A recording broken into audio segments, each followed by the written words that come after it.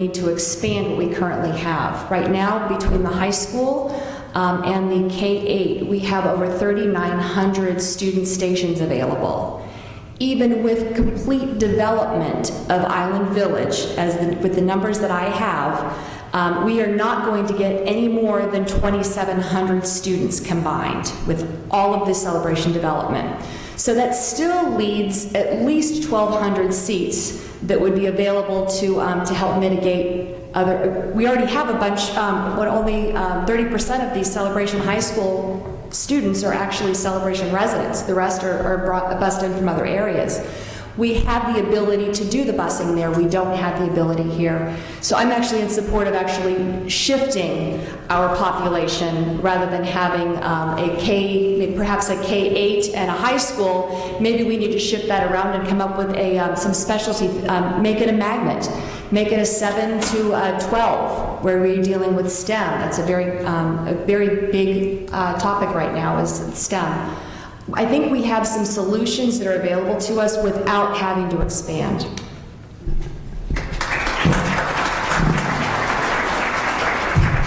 I stole Eric's mic, so thank you. I'm Lee Moore, 807 Oak Shadows Road. First, thanks for coming. I appreciate it. We know it's a topic that's important to all of you. I want to take a different approach, only because I think we're all going to say the same thing, agree with each other. I don't have the answer to what it is, and certainly Vanessa has actually done a lot of work on this, and without a doubt, my biggest issue is this is a surprise for us as the board as much as it is for you. So number one, that's a big challenge for me. So I want to talk about the process. First, the reason why I think we're here and the reason why I'm here personally is I want to come out of this meeting with two things. I want to come out of this meeting with a consensus from the board to go to the Osceola County School Board and say, we don't agree with your plan, period. Okay? That's number one.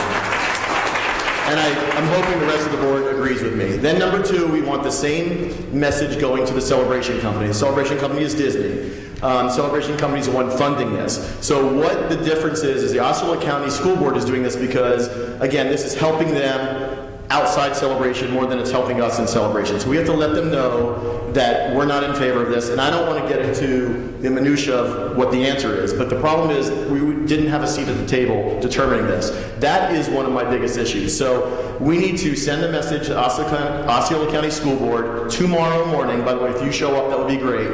Pick a representative from CROA to actually read a statement to them, and they will recognize us, I hope, at the school board workshop, and say that we are against this. We want a seat at the table to discuss our own destiny and work on it with Osceola County School Board and the Celebration Company. We want the Celebration Company to withdraw this plan until we get a seat at the table and discuss it with them. I believe if we do that as a homeowner association, if we're strong, we're together as a group, we can accomplish that tonight. That's my goal for this evening. Thank you. My name is Eric Opegard. As I said, I live at 1126 Mosaic Drive. Quite simply, I'm echoing everyone else's statements. This is not a good plan, in my opinion, for Celebration. Those that know me, I have a 3-month-old. So I'm looking way long term at the education here in the community. So things that might happen now are definitely going to impact not only my son's education, but also homeowner property value, which is one of the main reasons why we're all sitting here as a board and what we're charged with. A lot of people, come back and they say, well, I don't have children in the education system here, so why does it matter to me? And I say, well, because your house, I'm buying it because there's a good school here. Pretty easy cut and dry statement, which most people understand. What it boils down to, and to echo everyone's statements, is we need time. I don't want to make a knee-jerk reaction out of this. I know we've had a lot of different proposals that might have come out as this is a solution or this is a solution, and I think there's always three sides to the story. Let's find the one that's going to work for all of us. But we just need time in order to be able to do that. The one thing that I'll echo again, workshop, Osceola County School Board tomorrow, 10 a.m. This group here is awesome. We are very passionate about our community, and we just need to show the rest of the county that we're the same level of passion and that we're going to fight this. We want them to know that, so that we understand that education is important here in the community. Thank you. My name is Debbie McDonald. I currently do not have a student in the school, but my children have attended in Celebration School from 1996 until my daughter graduated in 2013. Three stepchildren and my daughter were raised in this community, grew up in this community. I volunteered for all of those years extensively, and I recognize many and most of you in this room as also volunteers and people that are very passionate about our education. My approach may be a little different, I hope not too different, but when the plan was originally proposed, I did contact many of you in this room about my concerns and feel that whatever the solution is, that we need to take as much time that is needed to come up to with the best solution for our children's education. I searched all the agreements that were with the Celebration Company, which is a division of Disney, and the Oswego School Board. And much to my surprise, because I have been living here since 1997, even though we drove our kids to school prior to the house being built, there was an agreement going back to December of 1999. If any of the long-term residents were here, they remember the 2003 difficulty when we split out the K through 12 and built the high school. And much to my surprise, I found that this was planned in 1999. The agreement was clear. There was $20 million given from our school district to Disney. The start date was provided in the document, and I guess my thought is we don't have a vote other than voting for our school board representatives and other people in our community that are making these decisions. I think we all need to go and be there at 10 a.m., please, if you can, and also at 5:30, which is the other meeting.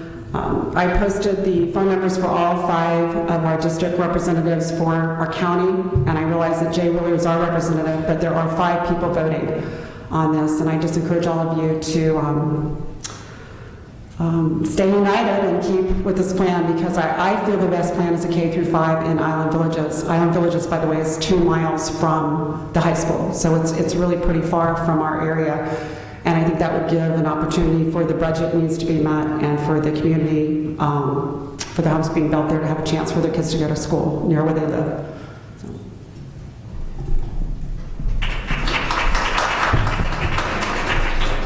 Hi, I'm Jack McLaughlin. I live at 205 East Park Drive, and I would echo Lee's and Vanessa's sentiments, particularly Lee's plan. I think we need to stop this at the school board, and we need to convince the TCC that this is not a financially or desirable thing for this community. I thank Floyd for bringing this out at the last CDD meeting, that 700 people would be bussed in here, and basically this is to mitigate the overcrowding at West Side and Reedy Creek Elementary Schools. West Side is 11 miles to the west of us. To get here, you got to drive down basically 192. They've got a lot of interest, a lot of land available there. They can build another school or add on to that school, and they don't have a residential area surrounding them like we have at the K-8 school. Reedy Creek is just south of the Poinciana High School. It's on Poinciana Boulevard, a nightmare to drive, as well as 192. I see no reason why these people should be bussed in here to add to our traffic problems with additional cars coming up from Island Village and busing from all over the place. The other issue is that the TCC promises that we'd have an 80-20 mix. Currently, we have a 30% resident versus non-resident mix in the high school. We don't need another school here. We need less people being bussed in. And to the point of Tom, I think it's Tom Phelps, is the school board district representative. He tried to throw us a bone and say, well, just say your community will be able to stay together in the schools. What about those other communities? Don't they deserve a community school as well? Yeah. That's me.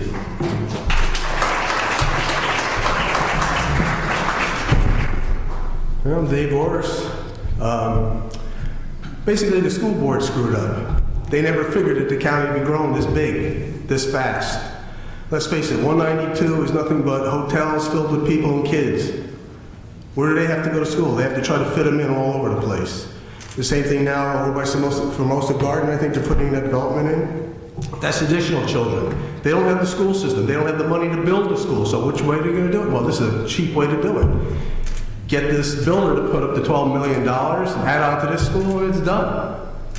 But in reality, the school should be put down where these new developments are forming. Even that one on Osceola Parkway, if you look at that big project behind the Target, that's massive. Massive. That's all children that are going to have to go someplace. Are they going to also come here? Do we really know? Does anybody really know? I only think the school board knows. So in my book, they screwed up big time, and they don't know what to do. But I'm on your side. Give them hell tomorrow.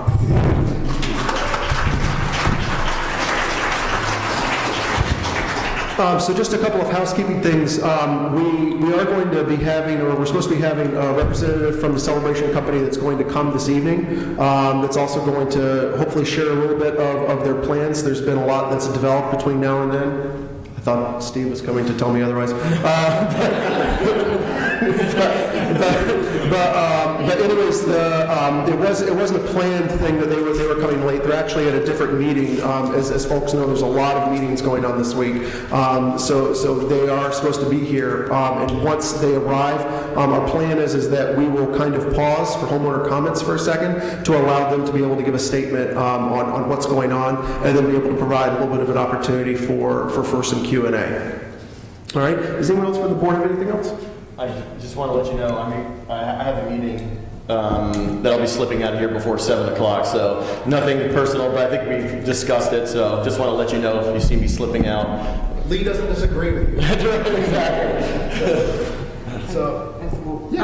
I just have one more thing, that I think the $12.3 million from the developer coming in is going to the school district, and I don't believe that the developer is going to sign without the school being built in Island Villages. So I think I would like to focus on an alternative plan, and hopefully we can all, if you guys have any thoughts about that tonight, maybe address that as well.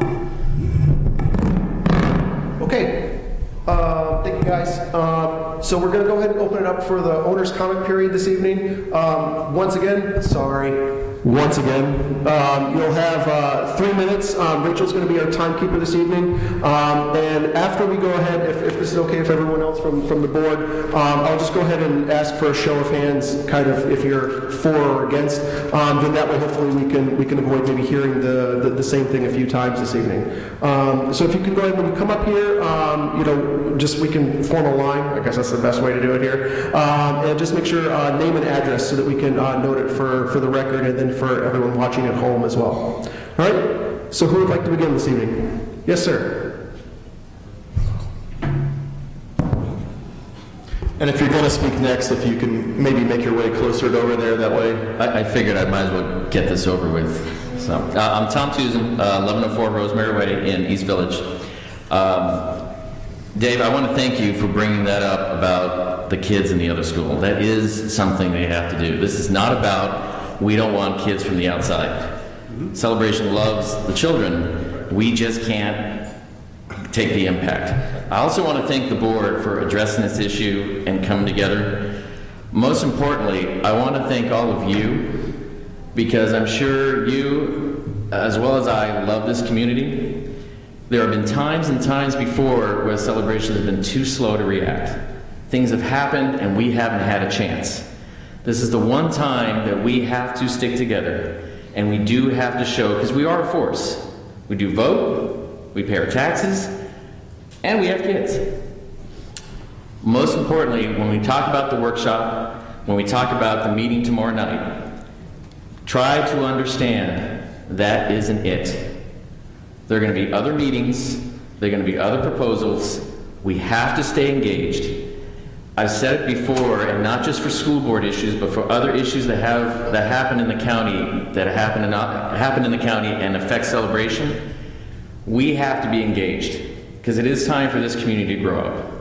So that's pretty much all I wanted to say on that. Thank you very much, guys. Thanks, Tom.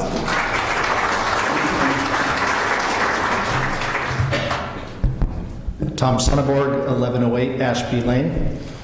Nice to see some of my old colleagues from the CROA board here. And thank you, Debbie and Floyd, for bringing this issue to my attention a few days ago. So it sounds like we've got good consensus here. I won't go over ground that you've already covered, but if you sense that this is going the wrong way for us, just a couple of ideas for you. One is, there was an agreement between the county, the school board, and the company at the very beginning that allowed the company to not build the normal amount of park space in town. And that agreement was based on the or that deal was based on the agreement by the school district that these fields would always be available for public use. And it came up again, some of you will remember when that whole idea of fencing the fields came up. So if now they're proposing to cover up some of those fields with buildings and parking lots and roads, how do they do that and not violate that original agreement? So there might be a question, can they do this at all?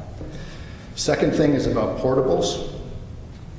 In the agreement between the school district and the county and the company, there was a provision in there about portables, but it may not say it to the letter of the agreement, but the spirit of the agreement was that if this building was not built in time for the first school year to start, that at the company's option, the company could have built portables to accommodate our own kids before the school was built. It was never intended for the school district to add portables on this property. Third issue might be traffic. And we haven't talked about that yet, but I think that's a serious problem and they should do a traffic study. So thank you very much. Thank you.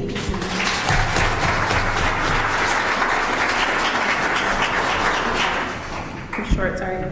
It's Candace Hoffman, 1201 Celebration Avenue, Unit 201. Just two things I want to say. I'm an educator. I teach at Celebration High School. So my concern is having kids in the K and living in the community. I've seen what has happened to Celebration High School.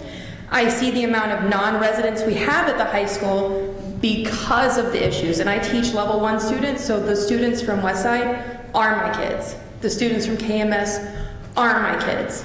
And I'm gonna go on record saying this. I'm not sure I wanna send my own kids to the high school that I work at. And that's very sad. The second issue is I used to work for Orange County Public Schools, and in my time in Orange County Public Schools, Lake Nona was being built, and they had a massive population influx out by Lake Nona. I want to know what's the assurances if we go to a regional school versus a neighborhood school that Osceola County is not going to come in and draw a line in the middle of our neighborhood and rezone, okay, everybody in Artisan, you're now going to West Side, everybody on this side, you're going to K8. There is none. So we just lose everything, so that's something they need to look at because there is no assurance that we're not going to be now busing our kids out while they're busing kids in based on zone lines.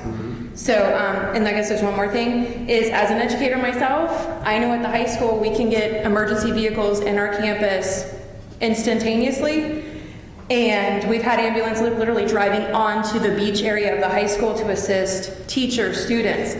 We now have 1,000 more students on our campus, and let's be honest, yes, they're on buses, but at the same point, not every kid's gonna get picked up every day. So what happens if mom and dad, 200 more cars on the street, and we have a student that has an emergency in the clinic? They can't say, oh, it's gonna be 20 minutes, just have a sweet seat. You know, you can't do that. We have an active shooter, look what just happened in Paris. Not an exact comparison, but an active shooter. What's the SWAT team gonna do? Park at Starbucks and walk? I mean, it's just honestly, these are our kids. And it's something it's just not gonna work. I'm not for not building another school, but they can't do that. So that's it. Thank you.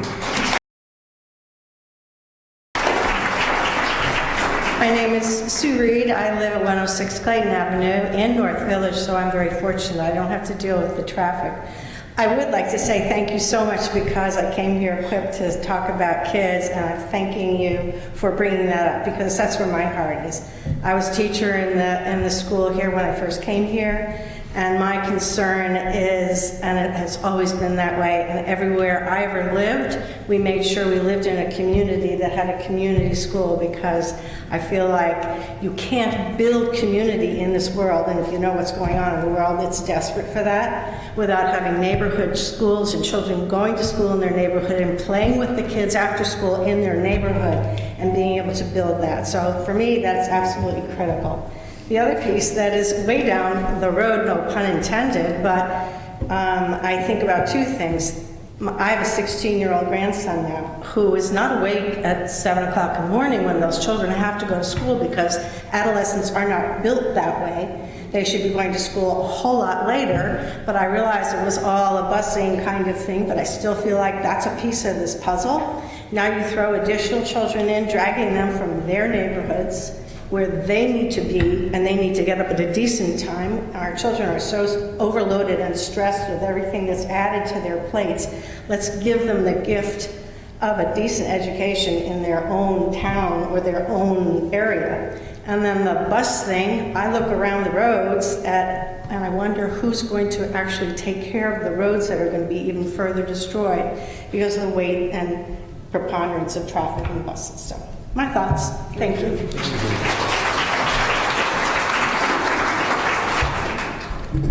Hi, I'm Michael Gradisher of 1403 Craftsman, for those of you in Artisan, the house with the big, giant, inflatable turkey. A comment and a question regarding the school board's lawful authority to consider the proposed action. I downloaded the agenda and the meeting packets for the November 3rd regular meeting and the November 17th special meeting and perused the packets pretty thoroughly, and both of them were PDFs of over 270 pages, and there was absolutely nothing about the proposed school expansion issue. Is there a question as to the legality of the board's authority to enter into this resolution or whatever it's being titled without adequate notice to the public of what the plan particulars are? It seems to me that without any kind of adequate written description, there's no way to formally let everyone know what's being considered, and it makes me wonder to what extent we might need legal representation if there is action tomorrow done without that adequate notice. Thank you. I think you bring up a good point, and in terms of the meeting tomorrow evening, it's not on the agenda. If it showed up on the agenda, then I believe we'd have some sort of recourse. There is an issue, right? It's not on the agenda now. So the workshop is something that we need to go to tomorrow to show support. I think to show up in the meeting in the evening also, so it doesn't show up on the agenda would be great also. But my gut, I think between what we do here, between our discussions here, I'm hoping this will stop any action that would happen any further. But we do hear your point, and it's not on the agenda for tomorrow evening. That's correct. I would still go. Right. I'll be there. They can add it at any time. Right. So in terms of the legality, they can add it and they can act on it if they felt like they wanted to act on something that was at the workshop. This is something that's pretty contentious. We hope they wouldn't do that, but that's why we don't want you to take any chances, is to show up, write an email, call your school board member, not just our school board member. They all vote, and I think that's one of the reasons why it was posted, and I think that we should just keep the pressure on as much as possible. Hi, my name is Laura Desjans, and I live at 1021 Banksboro Street. Talking about pressure, a bunch of volunteers felt that it was important to show to the school district that we are a huge number of residents here who are really opposed to the project. So the team of volunteers prepared some signs, and we felt that we could... thank you. We felt that we could just hand them out at the end of this meeting, take pictures, and then send the pictures to Steve Waring at CROA so that they can use them for official use and send them to the district. So those who want to stay at the end of the meeting, please stay and we'll take a picture with the big group and the signs. Thank you.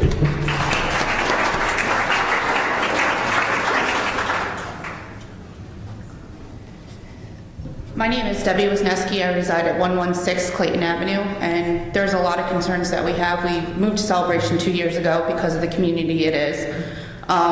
When I was in school, our school built 2 new schools, and they redrew our lines. My younger brother went to one school, I went to another school. The same bus picked us up and took us to different schools. When I went to middle school, my older sister went to one middle school, I went to a separate middle school because they built a new middle school. Same bus, 2 different schools, the kids live in the same house. What's that to stop when they build these schools? They expand in Celebration or they build outside of Celebration. What's the guarantee that you're not going to have siblings who should be in the same school who are in different get off the bus and you have to sit on the bus for another 20 minutes going to a different school?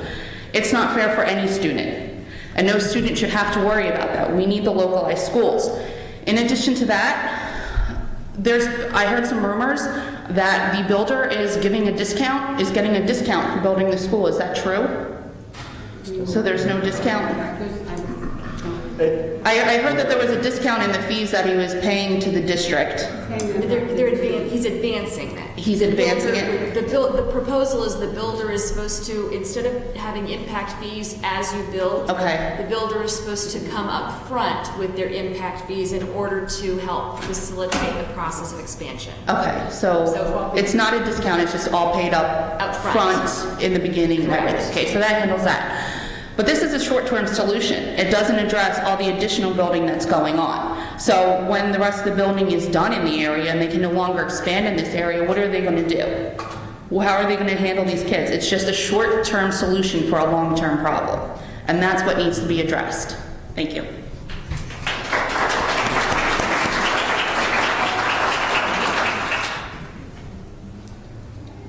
Anyone else like to speak?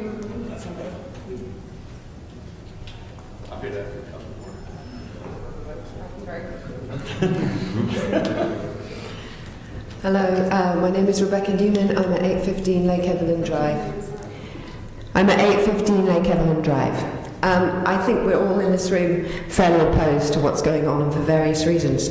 But one of the most shocking factors to us is how quickly this came about last week. And I would like to know from the board exactly when you got a sense of this and what background you can provide and your knowledge of the interactions between the celebration company and the school board.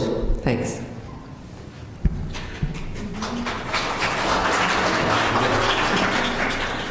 So to respond to that, those that were at the CDD meeting that saw the board members that were attending there, we were as surprised as everyone else was when this proposal came out. We were alerted as a board that there was the opportunity for development in the area and that they were working towards a goal with the school, that they were trying to figure out what they were going to do with it. Nothing had been decided. The board didn't discuss anything prior to that point, nor were we privy to any of the discussions that were going on between the developer, celebration company, the school board, or any of that, which is quite frankly why we cleared the agenda meeting for this workshop, because we kind of all sat back and said, we need to figure this out quick to figure out what's going on. I know there's been some concerns that we had been aware of this for months prior to this fact. I will tell you that if we had been aware of this probably months prior, we wouldn't all be here right now because we would have tried to nix this a long time ago. We're working as fast as we can, and we're trying once again to get us more of that time that we need to just to evaluate the situations. I don't know if anyone else wants to comment other than just me sitting up here. I guess I'll make a couple quick comments. Vanessa, can you pull your mic closer to you? A couple of quick comments. As far as when this originally started, as far as discussing even an expansion, if you remember when the Boulevard came about, that was the first highlight because I was the president for the PTA at the time. And the SAC, the School Advisory Council, all said, wait a minute, what are we going to do with all these kids? So that was the first time that we were alerted that, that there was a potential for an issue. So it's basically they've been discussing what to do for the last couple of years. It shouldn't. Part of it is a surprise in that we're here now and we're getting, we're finding out we're getting 1,000 extra students. But I think it's fair to say that the potential developer and TCC and the school district have been in discussion as far as they develop, how are we going to end up finding a place for all of the kids. So I think they've been tossing around a lot of things. If you recall, I believe it was last year that Crescent came and actually talked to CROA at a workshop. Is that correct? Yeah. Because that was before I was elected. So they actually came here. I believe they also came to a CCDD meeting too, correct? Last year? Okay, but that's the kind of the first alert of that things possibly were coming about. So does that help answer your question? Okay. I would throw in, when you said they have discussed it, they have not been us. Yeah. That's the issue. They have been the celebration company, and they have been the school board, or a school board member, or school staff, but not us. And that's the biggest issue, because the celebration company, built this town, is a partner with us, has always been a partner, and I've been a very strong supporter of the Celebration Company over the years. To me, this is an issue, that this is a miss for them. So I'm going to be very strongly pushing for us to send the note to the Celebration Company, and hopefully when Celebration Company representative gets here, we'll maybe hear something differently. But they need to pull this and get our support and make sure they're on the Homeowner Association support. We did have a developer come to us and the CDD last year that was looking at doing Island Village. And of course, that is a knock-on effect, because if you're building, do they need to build a school? That's one of the issues, right? If you have somebody who's building Island Village, by the way, Island Village is the area past the high school. So basically past the high school all the way to Reunion. There's lots of land. Celebration Company owns that, they're gonna have somebody develop it. So the developer, do you build a school there, or Disney says, oh no, we took care of it, we're going to expand here, you guys don't have to do it, we can actually sell you more land. So there's a lot of advantages for the Celebration Company getting this off their books. You know what I mean? So it's now they don't have to worry about the bonds, they don't have to worry about anything, they can kind of get this off their books now, work out a deal with the school board and move on and sell Island Village. Now I'm not saying anything's nefarious, I'm just saying that's simple. It's easy for them to do it that way. And I don't think the Celebration Company on purpose wants to do anything detrimental to the community. I think they might have not have anticipated what has come of this, because the school board is looking at solving an issue, but solving a countywide issue, not necessarily a Celebration issue. And I think that now that we know more, and maybe Celebration Company knows more, maybe there's other options. So I think that to us as a homeowner association, we just found out about it as you did, and that's one of our issues with us, is that we weren't part of the discussion. I just want to comment that when I first found out about this was October 28th at a meeting with the Celebration Company and 2 other members of the board, and went directly to our K-8 and spoke with the administration there, and have been fighting this every step of the way ever since, with many people in this room, with the Celebration Company, and with our school board member. That's when I first became aware. May I ask one question about... Come on up, Blair. I'm not ready to speak yet. That's all right. The question basically is, how does Island Village, all their members down there are going to be CROA members eventually, and they're going to have certain amenities. Do you guys have any say in what amenities they put down there, or do they just title them over to you and then you have to deal with them as you get them? Correct. So we do not have a choice as a board. Right. In fact, we don't know, we think Island Village will be part of CROA. The Celebration Company can decide. We don't have that decision. So part of the documents are the Celebration can decide. We have been told that that's going to be the case, but the Celebration Company can actually has the choice. We don't have a say in that. So to answer your question, we believe Island Village will be part of CROA. We don't know that for a fact, but we've been led to believe because the Celebration Company has brought the previous developer to the board to discuss things, and they've tried to bring it out in the open. Crescent has since, from what I heard, is not the company that is doing Island Village, and maybe they don't even have a company that is doing it, but that's who they brought to the table when they did have that. So that's why they came to CROA. But at the end of the day, it could be part of CROA. It doesn't have to be part of CROA. It most likely will be. Thank you. Sir. Hi, my name is Mike Band. I'm King of Greenbrier. I'm not a fan of TCC like Lee is. I've been here a long time, and I felt like TCC screwed us over many times. I think going back to the beginning of the school, the K through 8, the K through 12, I don't think TCC has really done enough for us. A lot of times they just trade swampland for tax credits and things like that, where the high school is located. You know, a lot of that land isn't even usable for building. It's 45 acres instead of 60 acres per the typical high school protocol for Osceola County. So I'm not a fan of TCC, and I like Plan A's tonight, Plan B's tomorrow. You know, we need a Plan C, and I don't know if CROA has the ability to. We may even need a legal fund or hire a lawyer to look at the documents, like Tom Sonnenberg, looked at. Maybe there's some loopholes, legal loopholes, if they can't do what they're doing. So, I don't know if the CROA board has the ability to hire a lawyer for all of us. but I really think, that's the way to go, and it may end up costing us tens of thousands of dollars, and I hate lawyers more than anybody, but that sometimes you just need them. Thanks.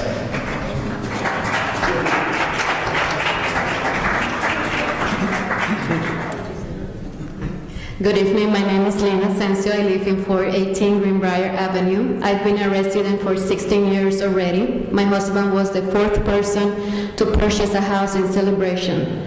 I have seen how Celebration has grown. I'm very happy to live here. Now, the traffic as it is today, living 2 houses from the school, is a big problem. When I walk, it takes me only 2 minutes from my house to the campus street gate. If I drive, it takes me 10 minutes from my house to the campus street drop-off. The second concern is that our kids have worked really hard for our school to be a blue ribbon school.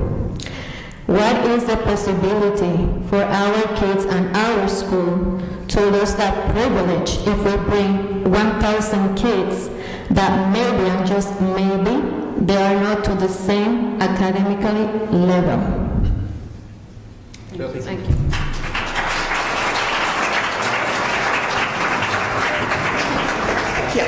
Eileen Barr, 1138 Mosaic Drive. I think we need to be very careful that we don't get put in the box that says it's the Celebration bubble versus everybody else. I'd like to say that so far the board and everybody who's spoken has avoided that completely, and they've really talked about the needs of Osceola County altogether. There are, I believe, 5 districts, and there are 5 votes. And there is room for a good grassroots movement that we should always be conscious of. That basically, when I was at the CDD meeting last week, what I saw was a developer talking to school officials and working on a plan and basically cutting out the people who elected them and the community and parents. And I think there's not a parent in Osceola County that wants to think that the developer, if they're willing to prepay, not pay, I mean, it has to be paid anyway, but if I prepay my impact fees, then I can tell you, the school board, what to do with it. It's a little scary. I haven't seen anything. This one, Dave, is for you. Since my first job in urban renewal in Hoboken, Union City, and Newark, have I seen such a blatant disregard for the basic, democratic process. Of course, a lot of those people went to jail, but this is true. But I do think that we need to, as much as possible, talk to other people in other school districts and say, hey, who do you want to develop schools? Do you want it to be done with the parents and the community and professionals, or do you want it to be someone who's building your houses? So, thank you.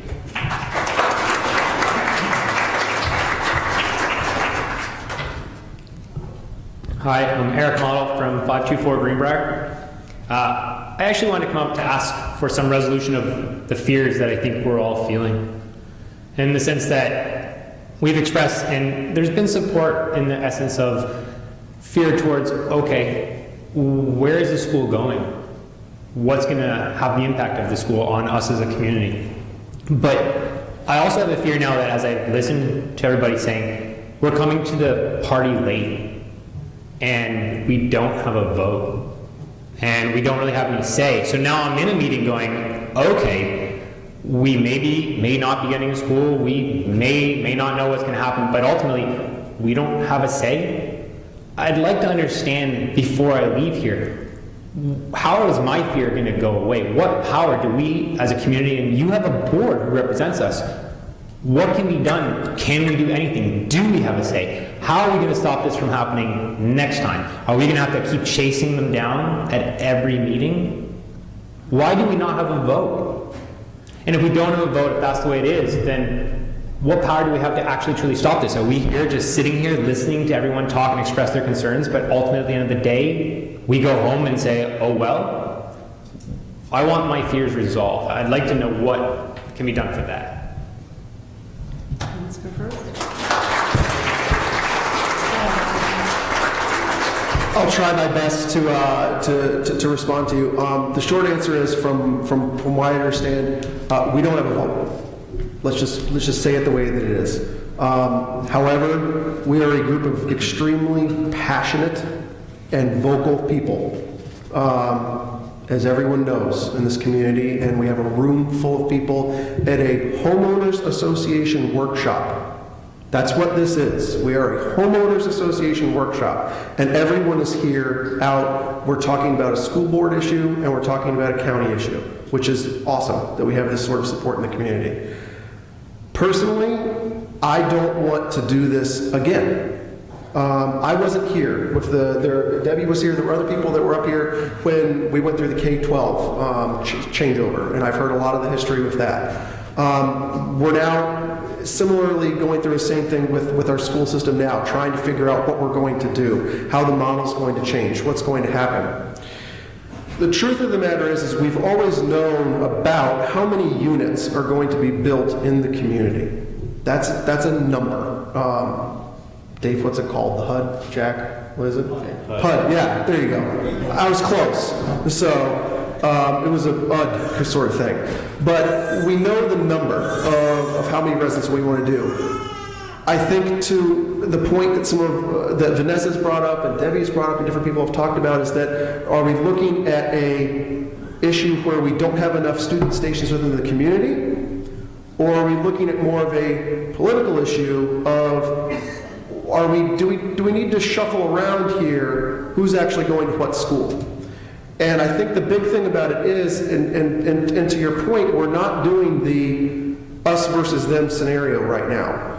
It's very much so, if you need to take those impact fees and try to figure out something else, and we're going to restructure the way the schools are in the community, great. Let's figure out how to do that and work together as a community to do it. I think that the other flip side of this, as much as I have sometimes not agreed with the way that things have gone with the Celebration Company, the truth of the matter is they never even had to include us in the conversation to begin with. So there's hope, in my opinion, quite honestly with that there's a representative that they have approached us and they have been communicating with us. Because the fact of the matter is that they could have just continued talking with the school board and done things that we might have found out about things late. Are we finding about them as early as I wanted to? No.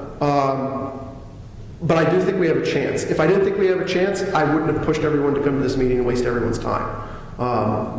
Time is very valuable, and we're trying to buy more of it right now. I don't know if anyone else wants to I do. We may have come to the party late, but we absolutely have a voice. 2016 is an election year. It's a little late for that. I think we need to address this immediately. I was here for the K through 12 change, and I feel we are smarter and more organized and more committed as a community to address this. And I feel we absolutely have voice with the Celebration Company and with the school board. And I just, again, encourage everybody, please, if you can, if you're not working, if you can take off work, come at 10 a.m. and at 5:30 p.m. tomorrow. It is so important for them to see the faces. A lot of people email, text, Facebook, but they need to see your faces.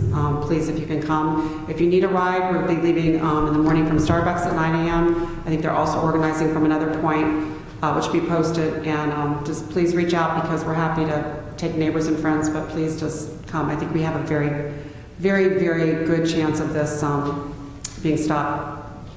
If TCC, but more importantly, if TCC was Vanessa, can you pull up your mic? I'm sorry. Sorry. It's okay. My fault, my ears.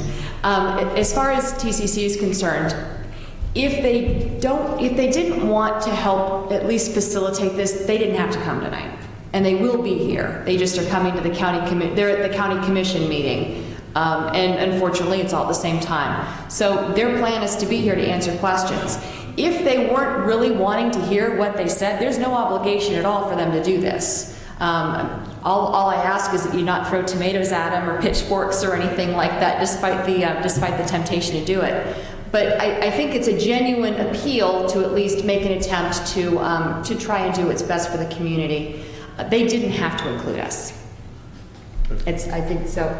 It's important to recognize that. I have just something a little different to add. Is I think the celebration company, TCC, as we say, is the key to this because, of course, this is their money, and they are putting their money to a solution. And I think that they're trying to find a solution in the community. Now, go back to the high school. The fact is, the high school could have been built outside the celebration. We needed a high school. So they provided land, they put something in celebration. So it's not the best solution that we have a high school, but I have, by the way, I didn't mention before, like everybody else, I have 2 kids in the middle school and 1 in the high school.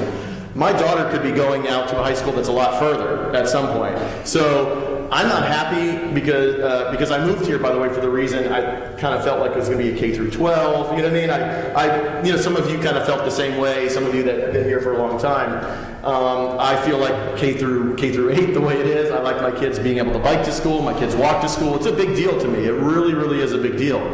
So changing that to me is a big issue. I mean, traffic. I have the same issue as everybody else. So I think that the key for us, I think, is really trying to get Celebration Company to withdraw their support for their plan that they proposed, and trying to work with the community to come up with a plan that works for everybody. I really think that's key, because that's where the money is. If they withdraw their plan and their money, nothing happens right now. That's it. So I think we have to appeal to their celebration senses, and really say they created a great community and we're concerned with it. That's how I feel.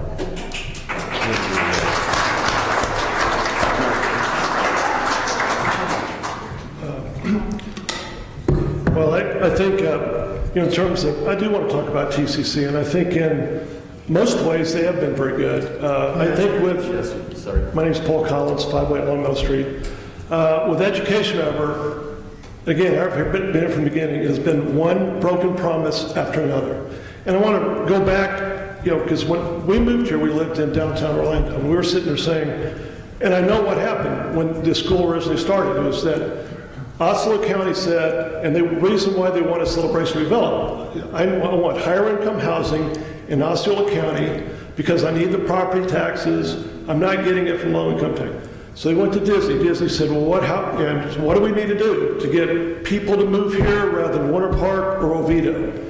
And they said, obviously the school's a big thing. And they said the school, so they laid out a list of things that they promised us. And that's the reason why I moved here, why Debbie moved here, why Mike Mann moved here. The first promise was, we're going to have a separate board. We're not going to report to school. This is going to be a charter school. So we have a separate board, which is going to have a Disney person, Stetson, and the school board representative. Okay, because the reputation of the school district was that bad. They said, we're going to be a K through, a community school. They said, we do reserve the right to have up to 20% of the kids outside of Celebration. They said we're going to have multiple. Once this K through 12 school is built, we're going to have other K through 12 schools in this community. Lie after lie after lie. And the problem is that this isn't like an annual pass to Disney World. I mean, it's like, the next year they can jack up the price and I can decide whether or not I want to do it or not, right? This is a lifetime commitment. You plant a house down here, you got your kid here. This isn't a one-year commitment where they can back out on. And they've backed out on everything they've said about education. And we had to, the community had to get together to fix the school when it first got built. Then it had to fix the school. Then they did the high school, and now they're doing this. And I'm sick and tired of it. This is the last thing they got here. They're going to make $50 million selling this land. This is their last deal. And I'm sorry. They need to step up and help resolve this thing. It's a money issue, and the school district doesn't have it. They need to step up and fix their broken promises.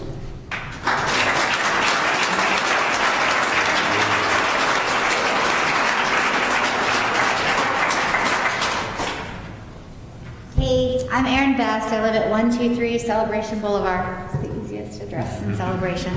But what I wanted to say is, like most of you, we moved to Celebration because we wanted a community. We wanted a community school, and we wanted the quality of life associated with your $200 or more a square foot house, condo, or wherever you live. We could have lived anywhere, but we chose to live here because of what it offered us. So yesterday, as I was talking to my friends and family about the fact that this was happening, they said, so let me get this straight. You're going to take on Disney and the school board? Good luck with that. And I said to them, no, I think that part of it is Disney and the school board need to understand that celebration is a commodity. It's something that they show the world, this gleaming center of neighborhood and friends and family and quality of life. You're going to change all of that by trying to change our school system. And what it basically comes down to is whether or not you have kids there, and I do, but whether or not you have kids there, you have to say, is education and the school that's here important to me? Whether or not this improves my quality of life. And maybe it's that you don't have kids here, but you remember as growing up that you were able to walk to school because most kids can't now. Or you were able to take your bike and you went to a school that was in your neighborhood and that's something you fondly remember. Because most kids don't have that. I grew up in Tampa and I'd spend over an hour on the bus to go to wherever part of town they decided to send me to that year.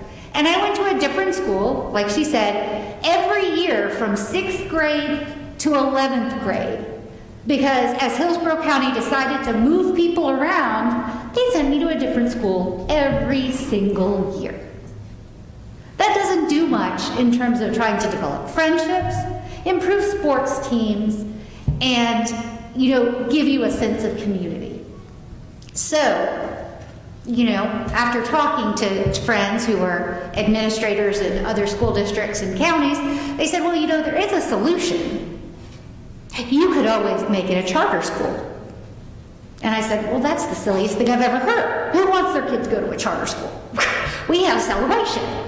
And now they're saying that, well, if the issue is that they're trying to put kids in your school that you think are going to decrease the educational value of the school, not saying that they would, but there are definitely children who are not necessarily at the same academic level that some of our children have managed to achieve because of the education that they get at K-8.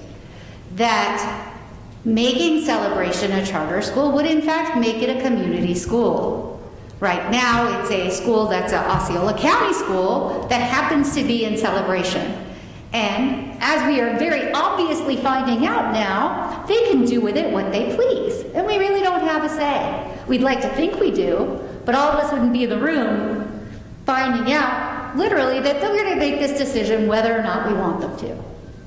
So, as a community, we have to start saying, if this is really an issue, and obviously everyone's here because it is, maybe this crown jewel of Osceola County Schools doesn't need to be an Osceola County school anymore. And it's not to say I'm not supportive of the school or supportive of the school district, but if they're going to make decisions that negatively affect our quality of life and our children's education and our ability to let them ride their bikes to school, then maybe we have to say, yeah, we don't want to be part of your party anymore. Yeah. So I think Yes. one of the things, and so thank you. I've heard the charter school is not a new word to us here. For folks that remember tract, I don't know, big long number, the end of the Civic Corridor there at North Village, there was a plan to put a charter school there. We had about half of the number of people that were in this room that showed up to that meeting that said, don't you dare put a charter school in this community. So it's a torn message.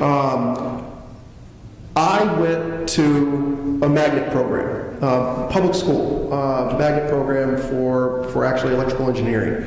However, one of the things that it was a public school that I applied to get into. It was they didn't have, I'm young, I know, but we didn't have STEM when I was in school. It didn't exist. We just did science. You applied to it. There's the similar kind of program that goes on for folks that are familiar at the K-8 now, for a great feeder program. The problem that we have today is the feeder program disconnects when you go into the high school. There isn't a good continuation on. We have IB at the high school, which is great, but for those folks that want to continue on in one track, I think the only track's biomedical, right? For STEM. And I think that charters, I don't want to shut out a charter school as an option. I think it's one of those things where I want the community to decide for what we want, but I also want to make sure that if there's another option, not saying that another child outside of the communities, their education isn't as important as our child's education. Quite honestly, there's folks that are in other parts of the county that probably would increase the level of academics that we have in our community, should it become an attractive school for them to be able to attend. And I want to be able to figure out how we can do that. Is there a way that we can either use development to improve the student stations that we have in the community, to either create a STEM program at the high school that would be a good feeder from the K-8 and adjust things around a little bit.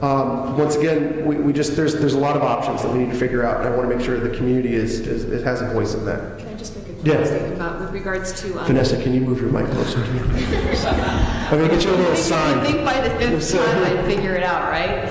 I guess with regards to one thing that I think that I'm hearing repeatedly is we really like the community feel of our school.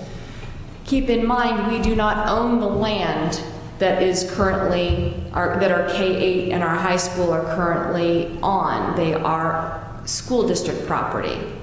So if your goal is to try and keep a community together by adding another school, you are inherently dividing it. Because now you're making your kid's best friend choose which school. No, I go to the charter school, I go to this school. So I think it's something when as a community we're trying to come up with a consensus, I think we just need to keep that in mind as to what your ultimate goal is when you're dealing with education within Celebration. Is our goal to keep it as a community, or is it to try and figure out where to put student stations? And I think the consensus is pretty much we want to keep it as a community, not individual stations. So it's just something to think about. Thank you, Lee. I just want to say real quickly, I know we've heard from a lot of residents and people from the board, but I did see a student in the crowd, and I don't know if she's willing to speak, but Laurel, if your daughter is willing to speak, I wanted to also hear from her as a student what her thoughts were about a community school. It's interesting, I was very, very, not unaware of charter, but I'm unaware of the opposition from charter.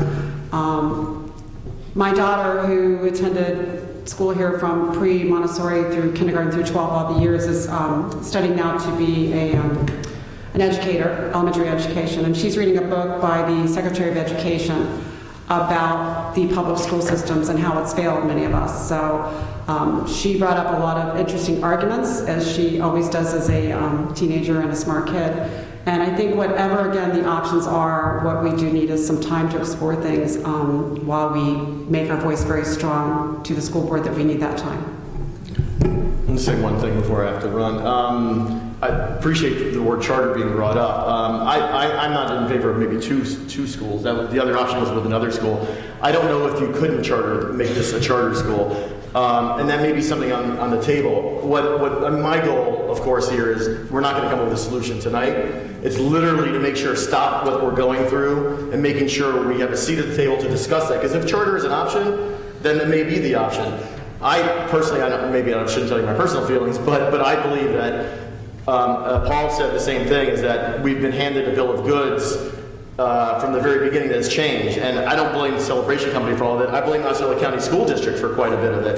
Because at the end of the day, and also maybe it's just naivety for the Celebration Company to think the Osceola County School could have handled what the idea of Celebration School was from the very beginning. I don't know how you think a county school board running, mostly a rural community could probably handle and do, a school that is a model school. I think that's very difficult for them. So I think they were naive to think that they could do that and we just leave them alone. So personally, I think we've been, there's a lot of people at fault here, a lot of groups at fault, and I think just thinking that the community is growing, that unless if we really want to take the school, first we need to make sure school board member listens to us, we take other county rules and other,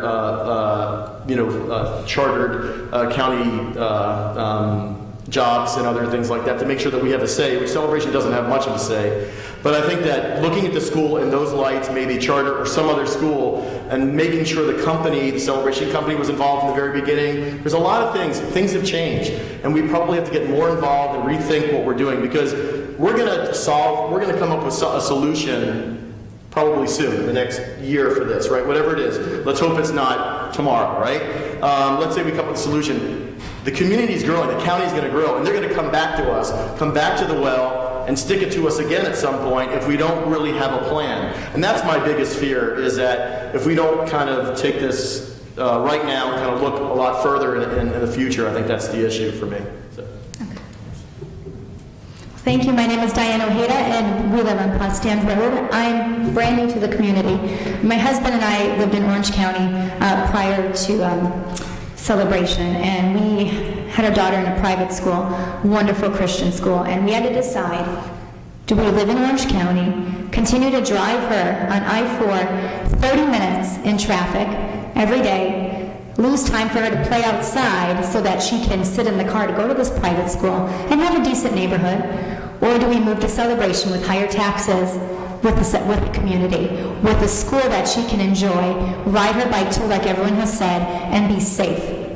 So we decided Celebration, and it's disheartening to see that this may change. So we're here. My husband will be here tomorrow.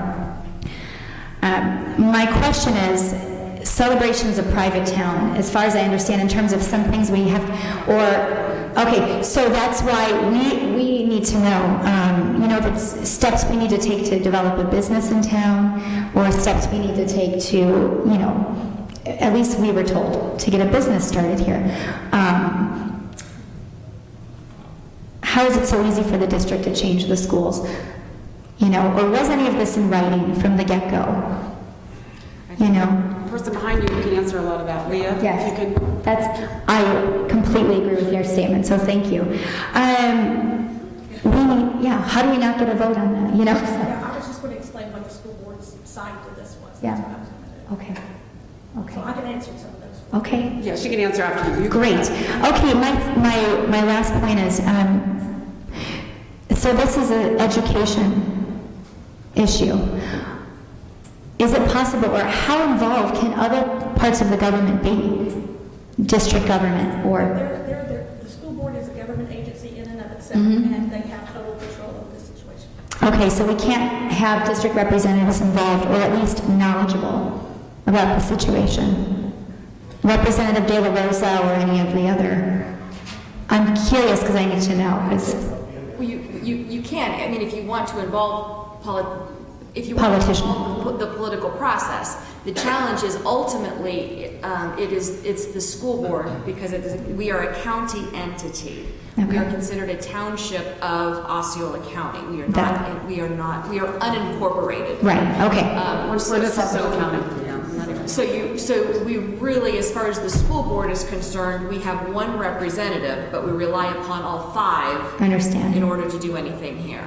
Okay. If you want to go beyond that you'd have to go to the state. But in order to go to the state, there's specific legal protocol that you have to go through in order to get there. Mm-hmm. And that's it's time.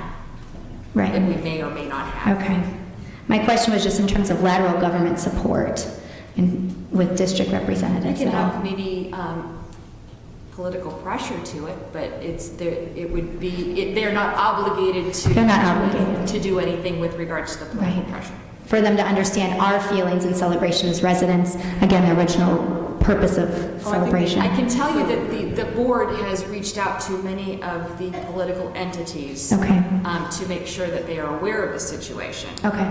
I know I have personally, and I believe there have been many other residents that have also reached out to local representatives. Mm-hmm. But again, they are not obligated to do anything. Okay. I did reach out today, and I spoke with Rocky, and he mentioned to call Neil McComb, who's in Auburndale. He gave me the phone numbers and email as well, and said at least he was not aware of what's happening. So maybe if we can all just have a voice in that and share our opinions with him. I have his contact and information, so if you want that. Thank you. Thank you.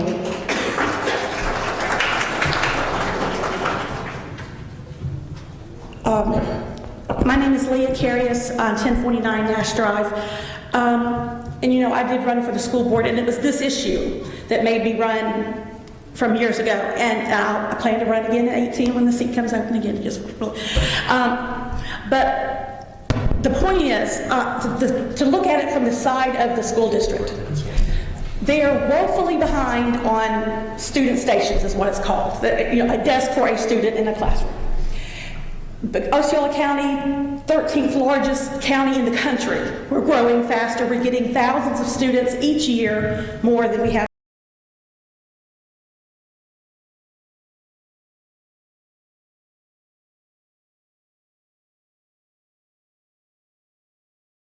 Opened in the fall of 2017. It's out Lake Nona. It's out very close to the county line on the far end, and they're building it for $65 million for 3,000 student stations. Okay? Think about that. That's over $21,000 per desk in that building they're planning to build, because that's $65 million for 3,000 student stations. That's the relief, because our high schools are the most over capacity. We only have 7 high schools in Osceola County. So when that gets built, everybody will shift just a little bit, and it'll feed into that. They've already set that. That's going to be a magnet school for STEM. So you can, if you're out of the zone, you can apply to go to that high school. Okay, the thing is, now you've got, someone came to the school board and said, we've got a developer who wants to build. He's willing to front you the money for the impact fees. Here's 15 or 12 million or whatever the number was. If you're willing to invest just $3 million, we can give you 1,000 student stations. That's what, like $9,000 a student station or something if you divide it out. That's a bargain every day of the week. The school board will take it. They don't care. That's a $3 million investment, 1,000 student stations. That's their motivation. They don't, I mean, it helps that it's here on West Osceola because of the relief that they could provide Westside K-8. But really, they just want the places.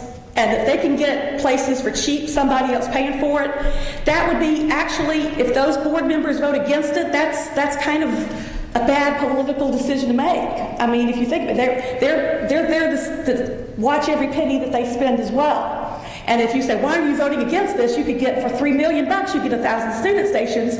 That's good business. The way this has got to come is just like Lee and just like Eric said, if we can get the celebration company to pull the money, because the county cannot do anything. They have no money to do anything on their own. If we can get them, the celebration company, to slow it down, let us get involved, that's going to be the key to it, because all it takes is 3 votes. So even if our representative says, I agree with you guys 100%, I'm voting no. If he knows there's 3 other yes votes, it's going through. So the key to this is not, I mean, yes, we need to let the school board know how unhappy we are, but we need to pull the money back from the situation. That's what's going to solve it. And the only way we can do that is through the celebration company. Because I have been there, I'm at all their meetings. They have rezoned people that live next door to schools. They've had to make those hard decisions for the communities because that's the position they're faced with. And so they'll do what's best for the county as a whole. They're not going to do something best on what this section is good for them. And so that's our key to it. If we can pull the money back, we can slow it down to get a process, but otherwise the school board's going to jump on it like that. And that's just all I wanted to say. And I don't know what the solution is. There's a lot of options, a lot of rumors, a lot of things floating around. But again, this is why we're at the community too. We wanted our kids there, and I think there's a lot of things, but we just need to be part of the conversation. Pull the money back, let us be involved. That's all. I got to say.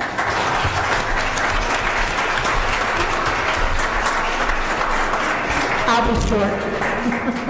Maureen Valaket, 422 Campus Street. I really have questions. I'm very new to the community. I've only been here a little over a year. And I've heard a few times now that the normal ratio for busing is 20% to 80%. That's But desired, right. And now I'm hearing also that 70% are coming from outside into the high school. That's the way that's been. Yeah, 30% are celebration students. If they could do that to us, and last week at the meeting, he said it's not just per school, it's per community. So, do we have any say in saying, you know, we already have over 70%, because I don't know how many are in the K through 8, you know, what happened to the 2080? Is there any way where we could use that to get them to pull away? Our K through 8 is very balanced. We only have 140, approximately, give or take, and I'm guessing from memory, of students from out of zone. But our high school has always been 30, 70, 70. Yeah, but you... Sorry. I said our K through 8 is very balanced. It's got the majority of kids do live in town. The high school's always been about 70% out of town and 30 in. But it also has a very strong IB program that's attracted students from outside the county, and the majority of graduates in that IB program are from county-wide. About 78% are from the county and 22% celebration residents, and that fluctuates each year, but it's a very strong program.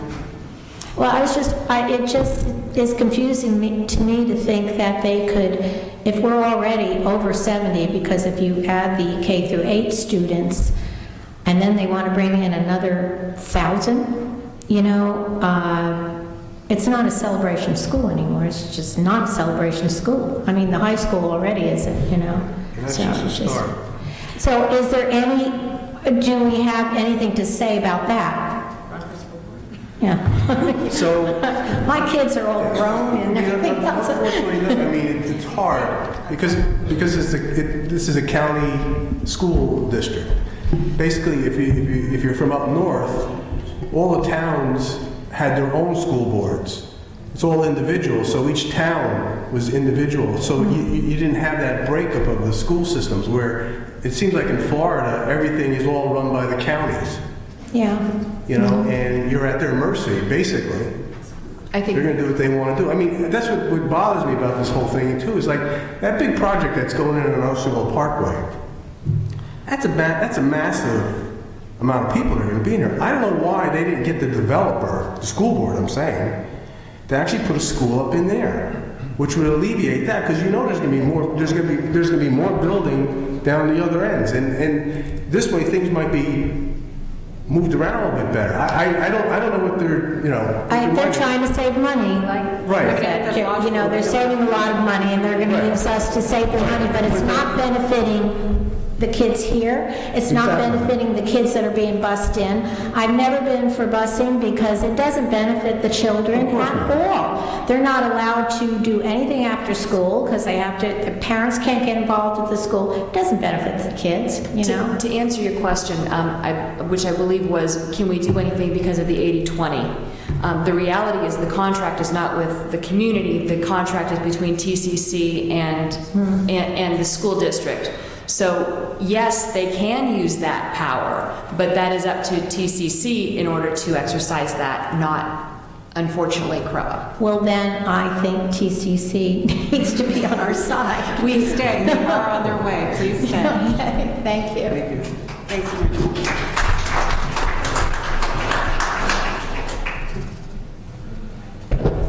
Hello, my name's Leonard Tim, 411 Campus Street. You can tell I'll keep it short because I am. First, I want to start with that the way the board's going to hear people is to get numbers to show up tomorrow.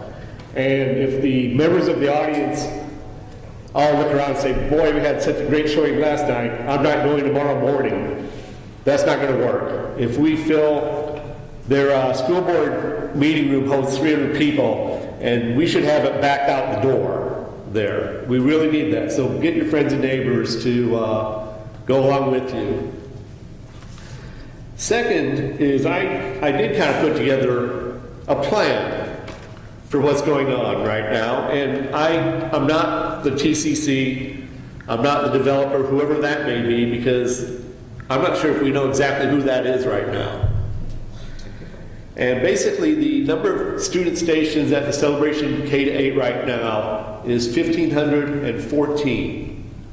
Currently, the students from the Celebration, if you want to call it the PUD, the DRI, whichever words you want to use. I was reading some of the contracts that Disney signed way back with the school. We were actually called the Celebration Project in there. And I didn't know I lived in the projects until yesterday.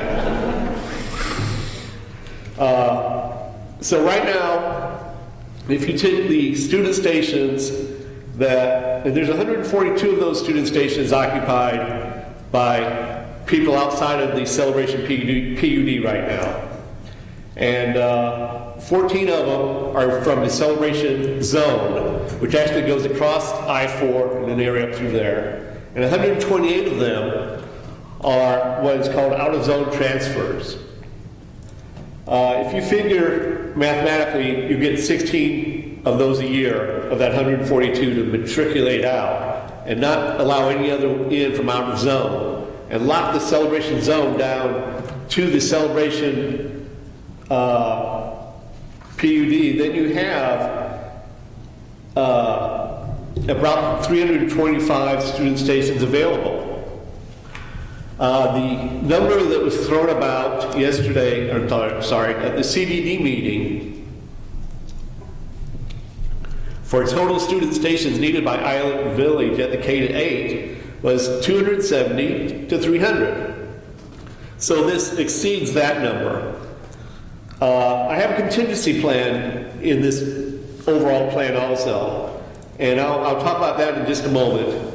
But basically, I went through and did a wants and needs thing, and from what I heard at the CDD meeting the other day, the development, and this was people from the Celebration Company speaking, the developer was not there. But the developer wants student stations zoned in Celebration. And the developer has offered $12.3 million of prepaid impact fees to get that done. The TCC, the Celebration Company, wants to sell the land to the developer. They're going to make money, a lot of money off of that. And they offered to mitigate some wetlands on the K-8 property if they were going to build 1,000 student stations over there. And I'll get back to the mitigation in a moment. Osceola County School Board wants $12.3 million in prepaid fees. They can take and build a school in all kinds of places or get a good one going for $12.3 million. And the Osceola County School Board needs many new student stations. We are growing this, and it's growing out of the seams. And it actually goes back to a 2011 law that got passed that did away with concurrency of having to meet the school board, having to meet the impact of growth concurrent with the growth. And in 2011, there was a law passed that changed that. The Celebration residents, from what I've heard, want a neighborhood school that's basically going to be a community school, to build community. And they want minimum traffic disruption as part of that, because you bring in 1,000 new students from somewhere, how many people ride the bus and how many get driven to school, even just inside Celebration where they're within walking distance? So the compromise offer, which I know we have no say in per se, would look something to the fact of the K-8 stays local and lock that down in a contract. The school board gets their $12.3 million and go off and have fun with it. And And the Celebration Company does mitigate some land over here. And the reason I want some land mitigated is if we only have 320 blank stations left at the school over here, after that would happen, is possibility we might need maybe another 200 stations, maybe over time. So if the TCC would come through, there's a road behind the existing school buildings right now that ends in a circle. It's parking lot back up through there. Leave that part of the parking lot where it is. Mitigate some of the wetlands around there so it can't be seen from the street anywhere. Level it off. Have a place there if the... Leonard, I hate to do this to you. Can someone yield some time to Leonard if they? I've got like 30 seconds left. You have 30 seconds. Okay. Do it. So perfect. Adam, so Rachel, for the purposes of the record, since I got yelled at for 30 seconds. There's a lady. Wait. She's yielding me her whole time right now. Perfect. You got full tons of time now. Okay. Let me get back to wherever I was before I get. Whenever you interrupt me in a mid-sentence, I get. Oh, okay. You go to the parking lot there where the circle is. There's room if you would mitigate some of the wetlands through there, never to be seen by anyone from any of the streets around there, but a place that would hold up to 8 portables that would add an extra 200 student stations if they would ever be needed. Now, we actually have an aging population in the U.S. I assume we have it in Celebration, and part of that is that real estate values are high enough where someone in their 20s and 30s, I'm sorry, not someone, many in that age group cannot afford to come to Celebration and buy a house. So with an aging population, we may not ever need those 8 portable spaces I'm talking about putting in there. They're just in the bank in case we would. If we've locked down this zone, it would never be added unless we added too many people in this Celebration zone. And that's pretty much the end of my thing. Show up tomorrow morning.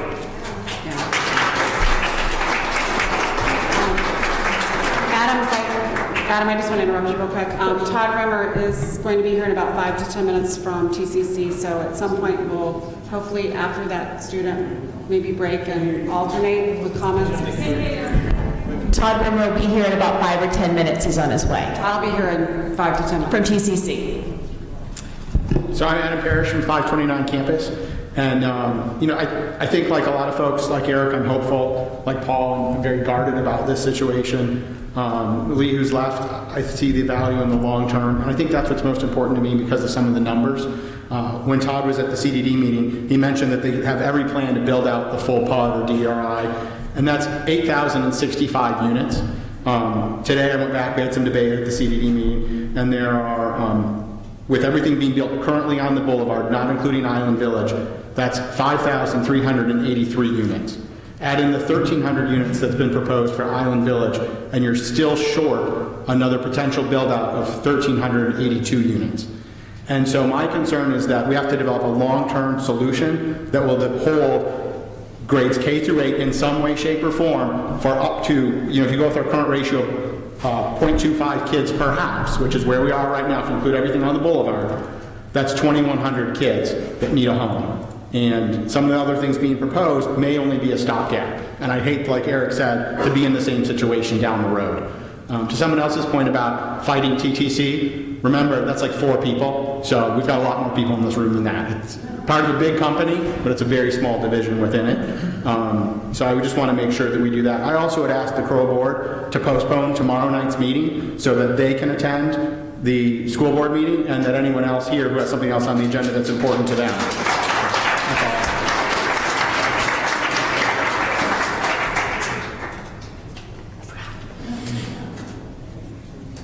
Hi everyone, I'm Jill Leller. I'm at 1001 Wiregrass Street. I also own Kilwins. It was important for me to stand here, and it's important for me, for the district to know why our school is successful. We have a grade A school, we have a blue ribbon school, and the reason we have that school is because we have a huge parent involvement. We have teachers in town, we have our guidance counselors in town, we have business owners in town, we have our coaches in town. Every single one of us is a parent to our children all the time. And if I see a child in my store that is with somebody that I'm not sure they should be with, I question it. And I feel like we all take care of each other's children, and we're such a tight community, and that's why we have such a great school. And I feel like we make the district look good. We have the best school in the district. So if something's not broken, don't fix it, learn from it, and maybe try and build community schools in communities. Don't take away from ours. We have a great school, and it's because we're such a great community.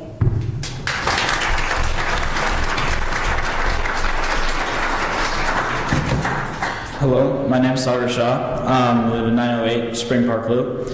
I am a pre-IB sophomore at the high school right now, and I went to the K-8 for all 9 years.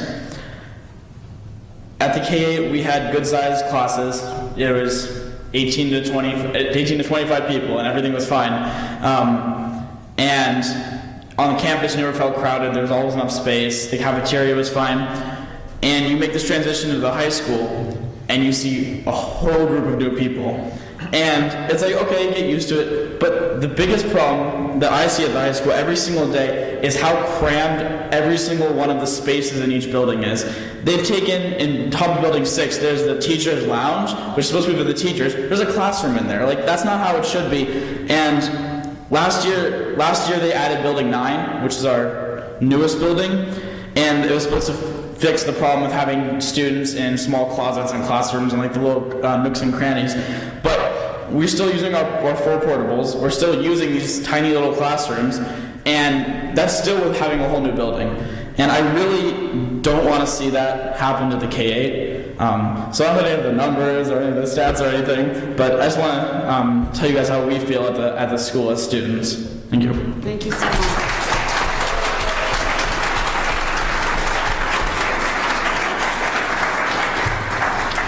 Hello, I'm Dr. Valerie Maston-Hosey, and I live at 1231 Wright Circle, number 203.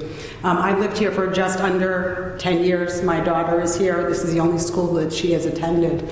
My thoughts are, I do not believe, it strains credibility to think that it's unintentional that we are hearing about this at this time. And if indeed the resolve has something to do with TCC pulling funds, what would be the rationale for them to do that? What is the argument that we could present to them, those who built this place, that they don't already know? Thank you.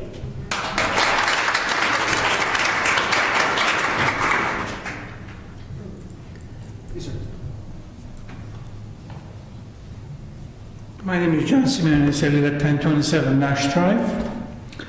Usually I'd like to take this podium in the very beginning and come on and express my opinion, as some of you may know.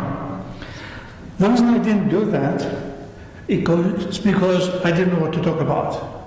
I didn't know what this whole thing is all about. I don't know if there's anybody sitting here that knows all the details or doesn't.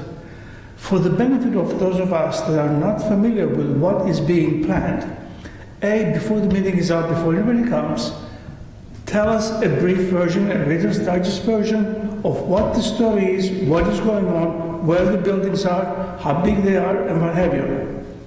Second, you keep referring to the meeting, come here, but from my understanding, the meeting is not here, it's at the school.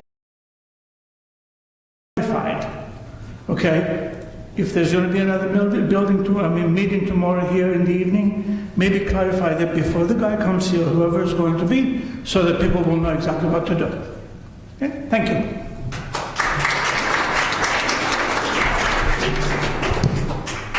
I saw Todd somewhere.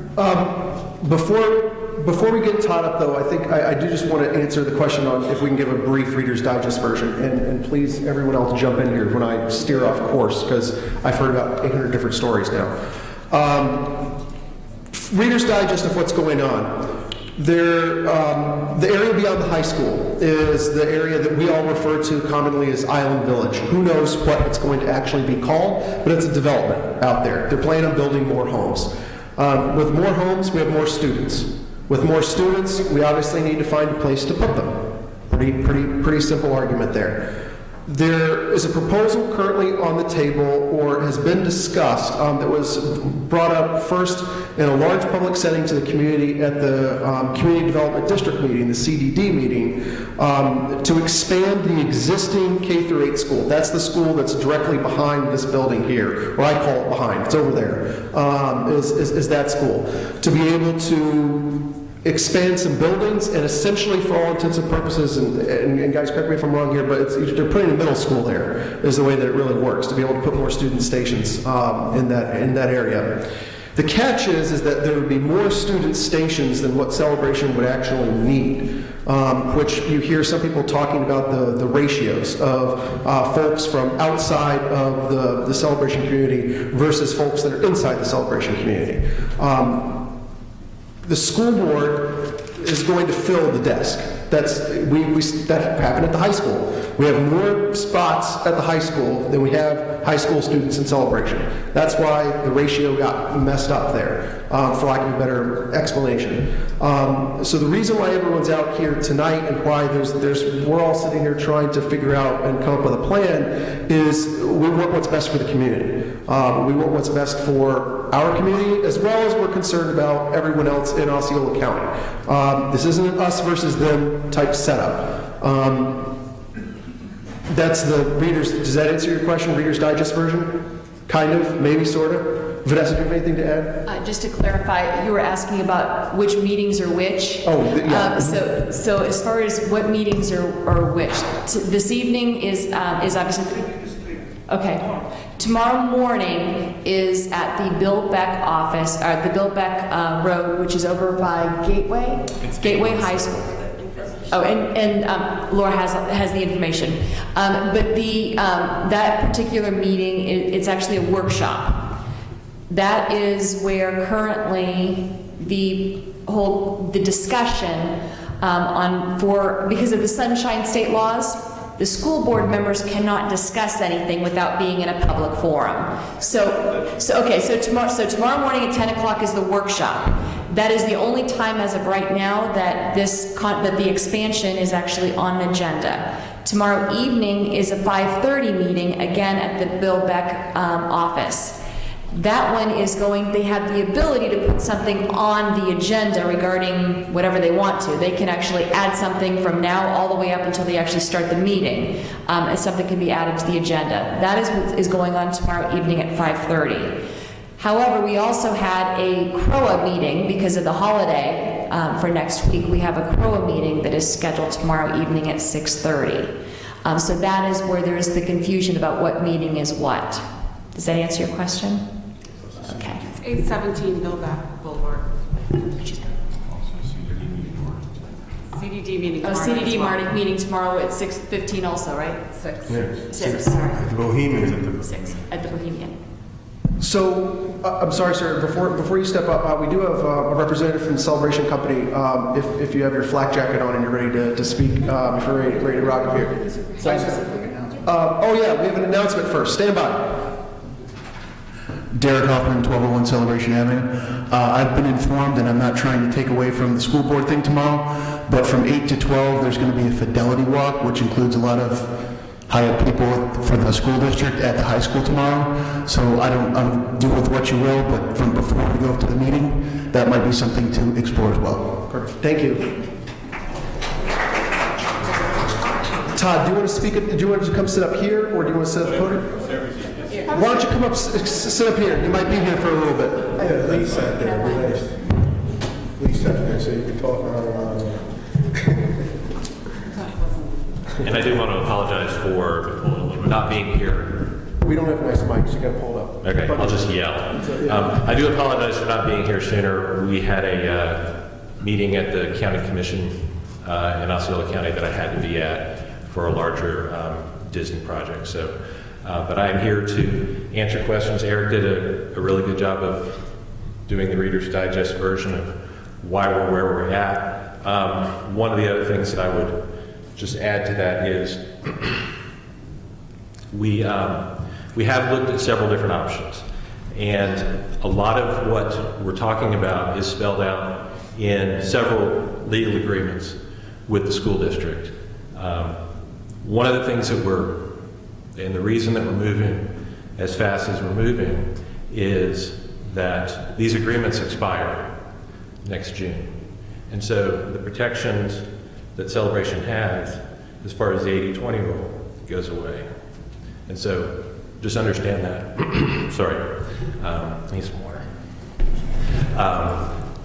Those protections that Celebration has go away next June, so we want to make sure that we have something in place by then that protects Celebration kids staying in Celebration. So, sure. Point out the page of the contract that says that. I skimmed all 3 different contracts. I didn't see any expiration in there per se.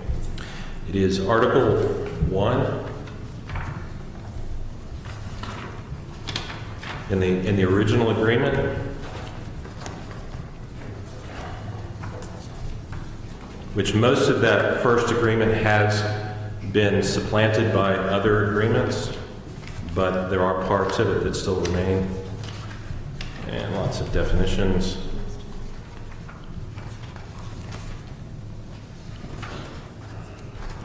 In fact, I sent it to Henry this morning. So on page 3 of the original donation agreement, section 1.2, the term of this agreement shall commence on the date of execution, and unless terminated by the school board or TCC, or renewed by the parties, shall expire and terminate on June 30th, 20. Thank you. You're welcome. Yes, ma'am. Chair, can I you will crank try. up the mic up here? Just put a little smidgen of gain on there. Thank you, Chair. How's that? Rock and roll. So, I'll try to yell more. if folks are okay, I'm going to try to. I'll beat you up. Your mic is very good. That's fine. I'll be here. You can have my mic. So it's big happy family. One of the questions that came up a couple of times this evening was in regards to the agreement between the developer and the school board for the money that would be fronted for the impact fees and how that would be used. One of the concerns was that without that funding, the school board really couldn't do anything from an expansion standpoint in the community. Is that something that the Celebration Company is still pursuing right now, or is that something that you guys are shifting, or what's your thought process going into the meeting tomorrow? So we have not shifted anything yet. We have an agreement that we have been working with the school district on that spelled out how that money would arrive to the school district for their use.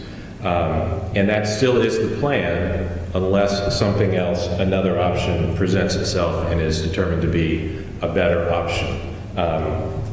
We know that there's at least one option that's being pushed forward by one of the board members that we think has some merit to study, but we don't know enough about it to really say for certain whether it's the best option for any of us, because it could potentially force a busing for a larger group of kids if there was not, if folks decided not to go to that school.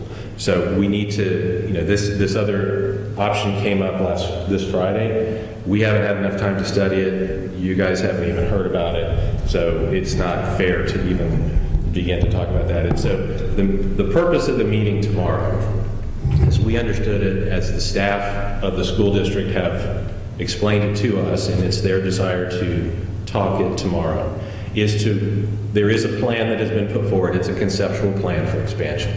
It is not in any way flushed out in any great detail other than there's a number of seats and there's a general area.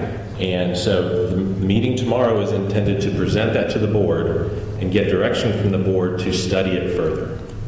There is not intended to be any final decision. We verified that with all of the board members today that TCC does not support a vote on any final decision tomorrow.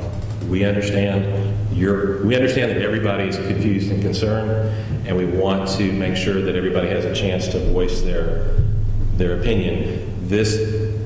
Our mission all along has been to put forward reasonable options that address as many of the concerns as we can address, and then bring it to the community. This has taken a long time. Henry and I have been talking with the school district for, what is it, Henry, 12 to 18 months, trying to figure out how to fund this, because there are specific levers in this agreement that the school district has the ability to pursue. One of them is portables. We know nobody wants that, but it is spelled out in here from the very first agreement in 1995 that portables were an option for school expansion. Yes, ma'am. I guess from all the talking we've done, Can you come here? Yeah. With the mic.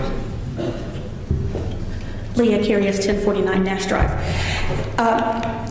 I guess the main thing that I would like you to acknowledge is, do you realize that the motivation of the school board and the school district is different from what the community would like to see happen? We understand that. Because they want the rooms. Yeah. But that might not be the best the idea for us. We understand that, and we had a long discussion today. So, and I'm assuming that you shared the gist of that discussion. Not any more than they Okay. had. So one of the other triggers that's in here that the school district can pursue when there's a capacity issue is a rebalancing of the seats between the high school and the K-8. Yeah. That was one of the first things that Henry and I talked to the school district about. Okay. And because it would make sense, move 7th and 8th grade over to the high school. And their comments time and time again was, that is not developmentally sound any longer. It's not supported. So I fully. But there are 6 to 12 high schools. Yeah. Okay. Yeah. And so that is. I know you got that is one of the things that. So the way that we have addressed this with the school district is, they want to talk about the plan they have tomorrow, and they want to give staff authorization to study that plan. They understand that there's other alternatives out there, and so they've said 3 weeks to 30 days, study all the plans, come back to us in December, and we'll try to make a decision on where we go. So that is our understanding of what's going to happen tomorrow. Now, in the past, what the school board has been able to do from a workshop to a school board meeting is they all agree to something, and during the workshop, head nod, we all want to move forward. Then it could be put on the school board agenda for, again, another discussion, and sometimes, depending on what the subject is, there can be a motion and a vote. So legally, they're able to put this forward under new business for a vote. Now, obviously, you sound like you don't want that to happen. We don't want that to happen. So any of these options that the school district is considering requires participation from Disney and from the developer. Yes. So the expansion of the K-8 can't happen unless we commit to fronting the impact fees and fronting the mitigation and X, Y, and Z. The other options can't happen. Building a school in Island Village can't happen unless we agree to dedicate the land. So while they could have a motion, there has to be a contract in place unless they decide to fund which they don't have and condemn land, which is a very onerous place to be for a school district that has limited funds. Okay. Thank you very much. You're Thank you. Todd, I have a question for you. You spoke of the 80-20 rule or disposition you had, and yet we have 90% resident, non-resident at the K through 8, but only 30% at the high school. So where does this work? It's the way that the agreement is written, and it's a little convoluted because you have to go through all 3 different agreements. But it's an aggregate 80%, maximum 80% is how it's written. Between both schools, Celebration can have a maximum of 80% of the seats. The county always has the ability to have 20% plus whatever Celebration doesn't fill up. So you say we can have a maximum? It's not maximum than 80% between. But right now we have 53% if you combine both schools. Right. It's not really that good. It's not that good, and so that's one of the driving factors behind moving the 7th and 8th grade to the high school. It balances out it pushes you closer to the 80-20, the 80% cap. And so what we need to do is, based on what the school district is telling us, that it's not a supportable education model, we need to do our due diligence to determine whether that is in fact true. And you need to help with that, with your experts, and we need to find our experts to back that up. All right, now Todd, I have to ask you, were you surprised at the CDD meeting when they said that they're going to mitigate the overcrowding at West Side and Reedy Creek? Yes, a little bit. Okay, because my issue is West Side's 11 miles from here. Reedy Creek's 11 miles from here. Don't those districts deserve their own community schools? They do. Would it be feasible for TCC to take that impact money and distribute it? It's not feasible for us. All we get to do is pay the money. I mean, we can try to direct them what to do with it. I can't speak for the school district on that. I mean, we can express our desire, but I don't think we can govern that. I have 2 questions for Todd, but I'll just ask one because I know we have a lot of people. On the school board, we have a rancher, an attorney, a realtor, a property owner, and an energy consultant. And I know you've been working on this for 12 to 18 months with Henry. Other than the previous school principal, what educators have you consulted for this plan for the education of our students? We haven't consulted any educators because the biggest hurdle that we were trying to overcome is how to fund the school. So we took the school district's advice at face value that it was not feasible, and we looked at, so that was our oversight.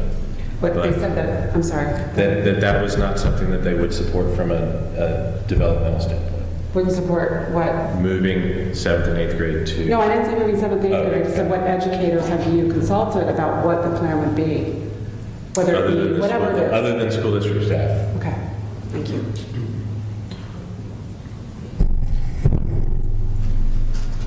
My name is Alex Terrius, 1049 Nash Drive. Todd, I appreciate you being here, and I think a lot of people have learned about this in the past week.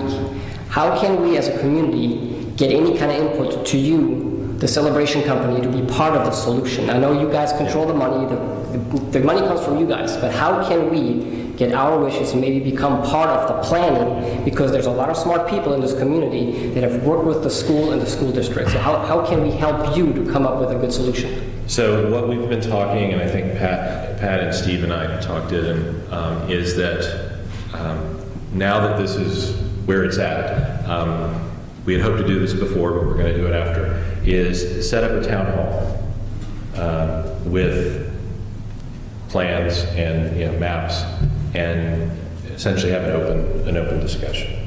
Tonight is not the night to do that. Tonight's the night to hear all the concerns and take that in and let everybody ask me a lot of questions. So that's the intent, is that we will schedule something within the next 30 days, but definitely, obviously before we go to another workshop with the school district, to really gather your comments and your thoughts, and to bring in some educators to advise us on what is the best course of action for the celebration schools and for Osceola County too, because they have to operate this, and it's at the end of the day, it's their responsibility. They can't delegate that authority to us. We've done as much as we can in this, and quite honestly, this is coming in. I'm a relative newbie, as you know. I've been working on celebration for maybe just about 5 years, in addition to a bunch of other things. And so reading through this agreement, it's really enlightening to see where celebration was, even in its heyday, when we had, when it was just starting. The school district's control is pretty substantial, even in the first agreement. So the last agreement actually gives celebration quite a bit more protection from busing than even the first agreement did. So. Yep. Oh, sorry. One more question. Have you consulted with Sheriff Hansel and the Cross Guards? The reason why I'm asking is because we had a public safety meeting here in the 851 building in May 2013, and he actually mentioned at the time that it was a poor choice by the original city planners to actually put the K-8 school in the center.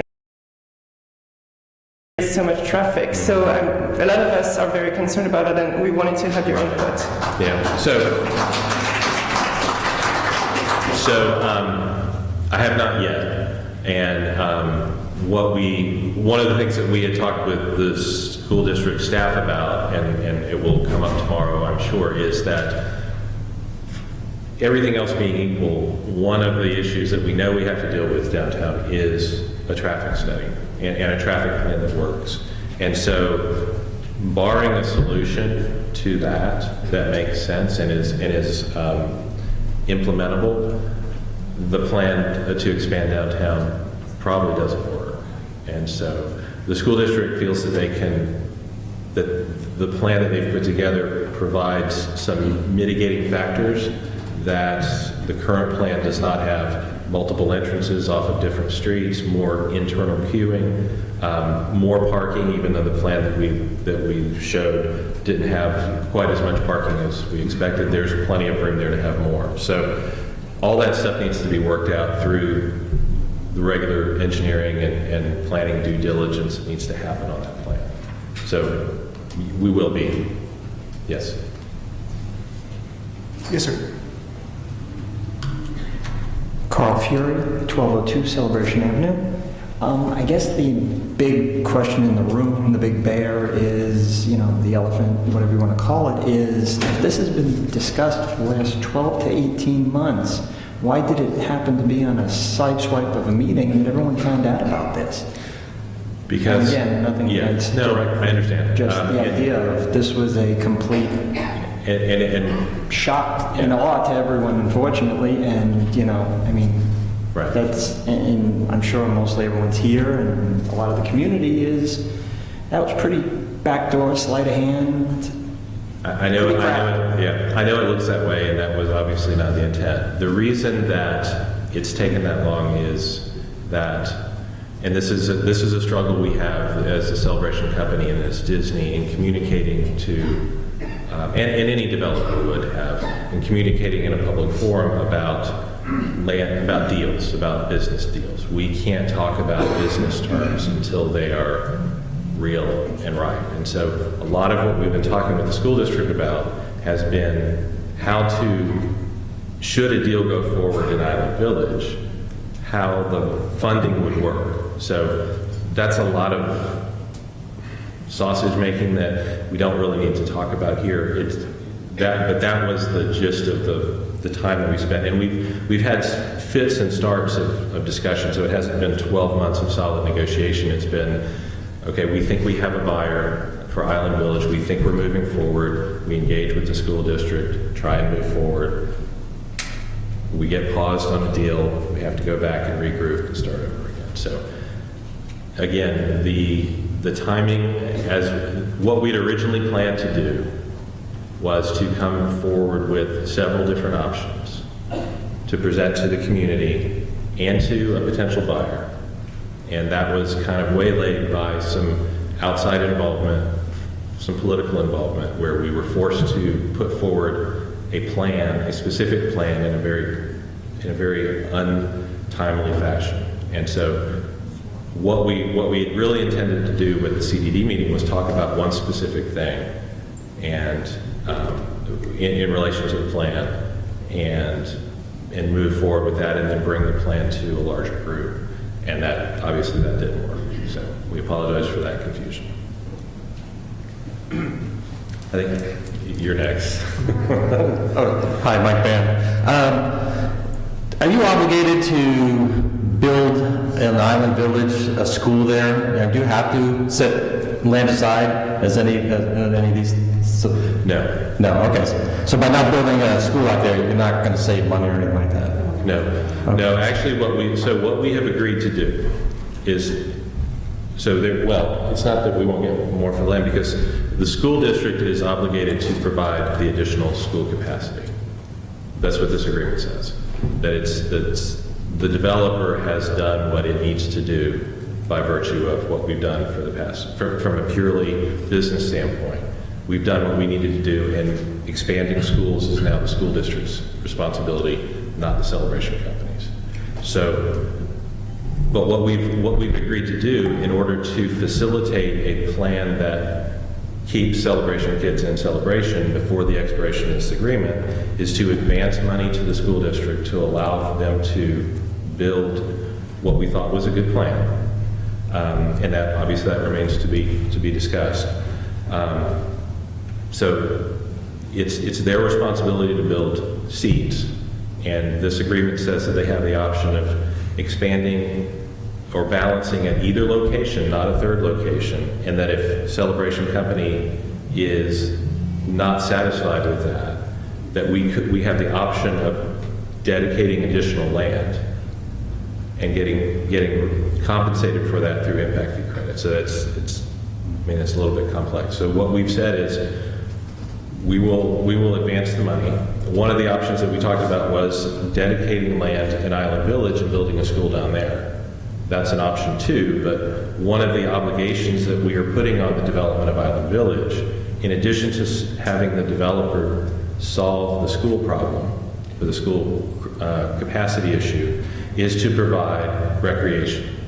We know that recreation is a big theme here, that there's not enough playfields, and so one of the obligations that we put on that contract is that developer has to build a 10-acre site with ball fields, potentially a competitive swimming pool, and bathrooms. So it's an either-or situation. Either the developer builds that, or they dedicate the land, that same land, to the school. I don't think there's enough room down there to do both. As far as a couple of questions, as far as the 80-20, are you interested in renewing that clause?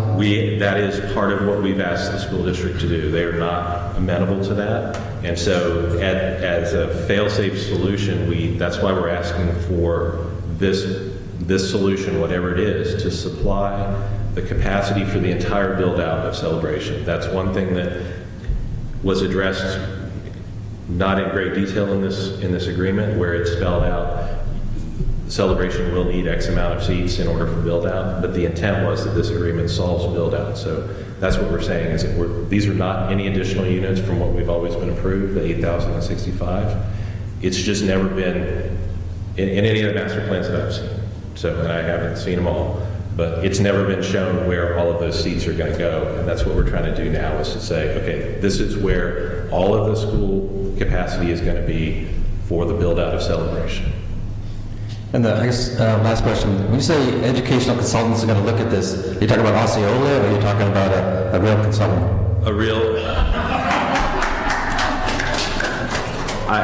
Real consultants that we're getting input from this board and others. As an aside, I did go to a 7th through 12th school back in Boston Latin School, and at one time it was the best school in the country.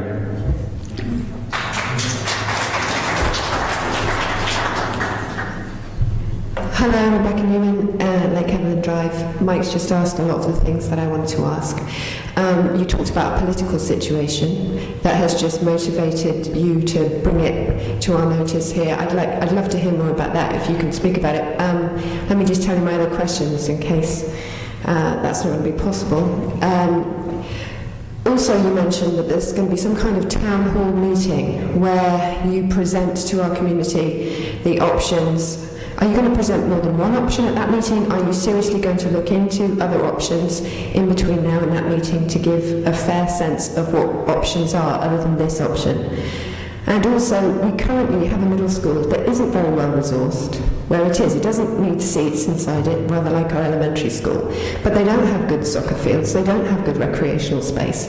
And building over what is there at the expense of renovating the lands that are there is not going to be a good solution for the students and parents that currently live here. Okay, I can't speak to the political issue, other than there's some board members that have specific plans that they want to push forward, and I just can't comment on those right now because we haven't vetted them enough. Our intent is to study We had looked at several different options. We talked them with the school district, and we plan on laying them out for the community to look at when we have a town hall meeting scheduled. Can you say any more about what your plans are to generally support the schools locally in Celebration in terms of the renovation of the current materials and the power that you have with the school board right now to say this is what we want to happen? How much of the decision is going to be your decision? How much of it's going to be the school board's decision? We have some power with the school district, and they need us to provide either land or funds. So we do intend to use that to the benefit of the community. Great. Okay, thank you.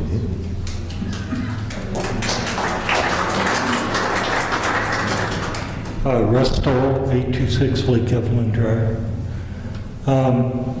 I just want to get something straight. How big is Island Village going to be? So the current plan is roughly 1,300 homes, roughly 1,000 single-family, typical mix of celebration type homes, and then roughly 300 multifamily townhome apartment type product. Okay, so I just heard you say 10 acres are going to be either or. Correct. Can't you just cut back a little bit on the residential and add another 10 acres if need be? I mean, you're saying that money is going to go to the school board. You want to give them that money. Now, from what I've heard, you want to give them that money so you can go ahead and plan Island Village, right?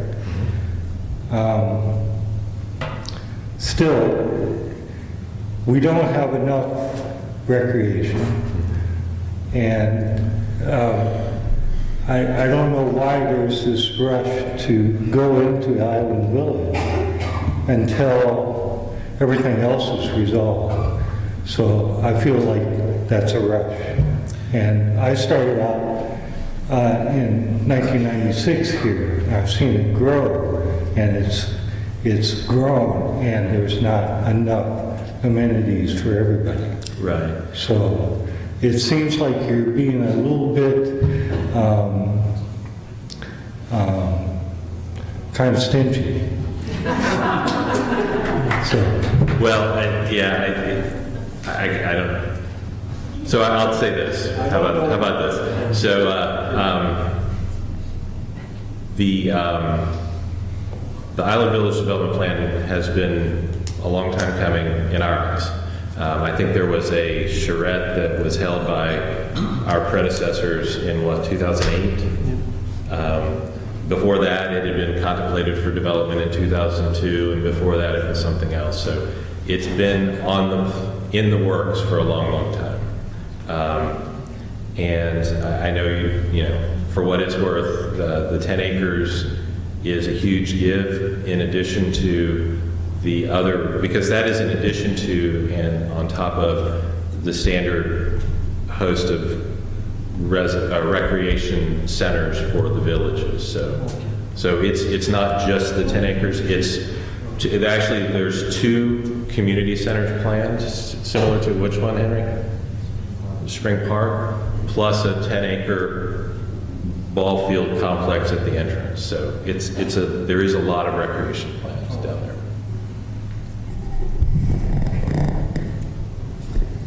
Teresa Packard, 221 Longview, number 101. I understand that you just said that there was an agreement that was going to expire. Can I ask who the agreement is between and what the expiration date is? Yes, it is between Celebration Company and Osceola County School District. Okay. And it expires June 30th, June 30th. 2016. Thank you. And is that the only thing basically standing in the way to get a developer for Island Village? Do we have a developer that we're working with in conjunction with these meetings, discussing? Not right now. We want to get this solved and then presented to us. So that we can talk to a developer about this because the school issue has been resolved? I'm not following you. We want to get this school issue resolved so that a developer coming in knows what to expect.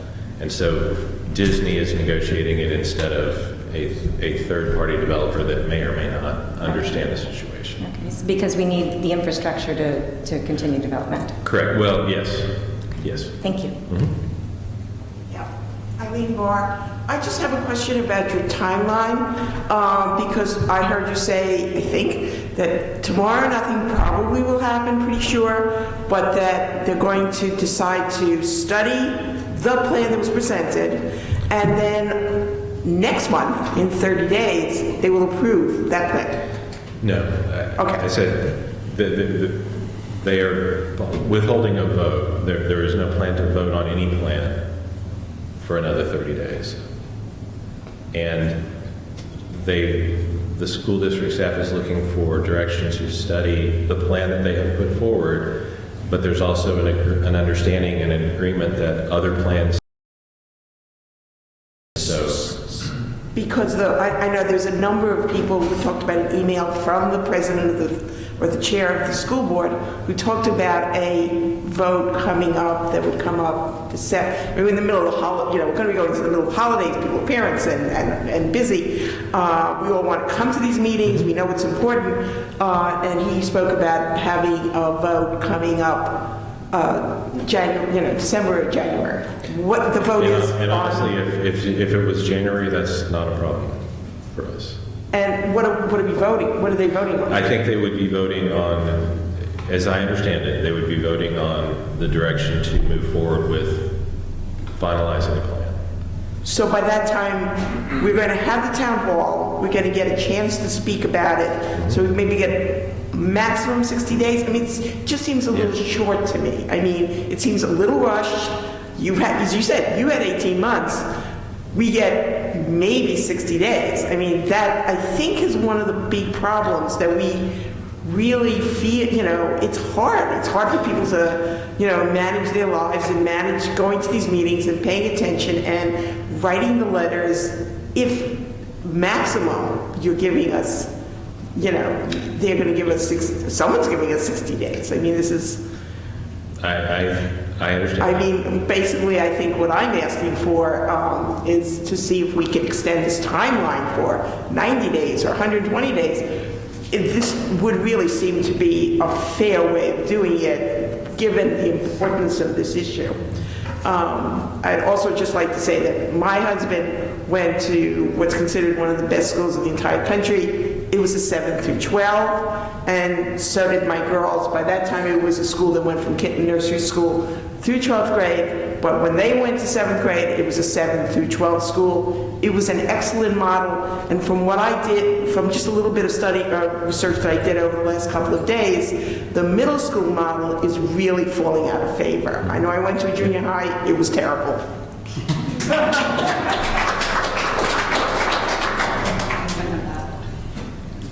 Michael Radish of 1403 Craftsman.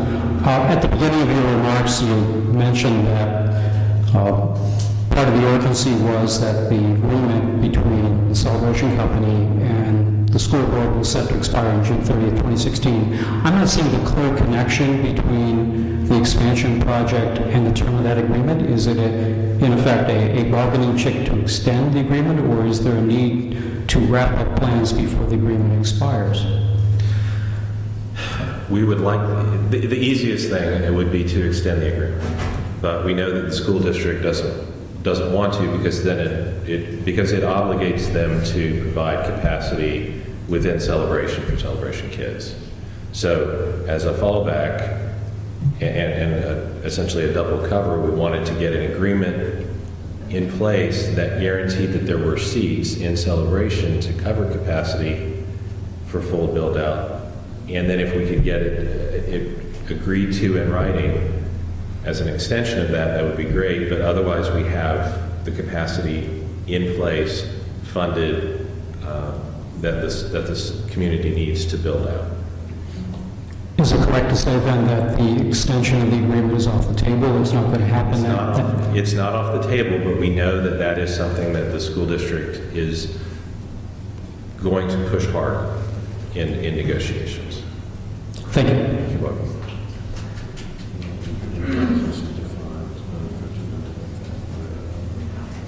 So I had basically the same question because nobody here is going to like bus in. I'm sorry, my name's Ed Tice. My address is 915 Greenlawn Street. When I first heard it, whenever I hear busing in this country, I think the things that it evokes, and I'm not going to talk about that here.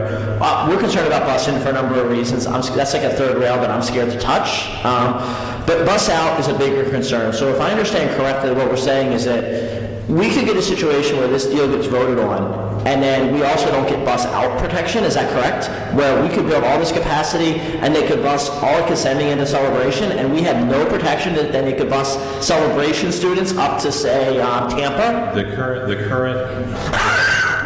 I'm being a little bit dramatic, but I'm trying to understand the situation here. The current agreement that we are working on, that we have a draft with the school district on, extends that protection in a slightly different form than the 80-20. Basically, it says that Celebration gets priority, Celebration students get priority in Celebration schools, so that there would be no busing. So this agreement, as bad as it is, would or would not protect us from bus out? It should protect you from, it would protect you from busing out. Okay. But if we don't get something done by June 16th, then you lose that protection. Right, so basically, I'm a business guy, so help me out here to negotiation. So the school board's nuclear option is to threaten to bus our kids out if we don't take this?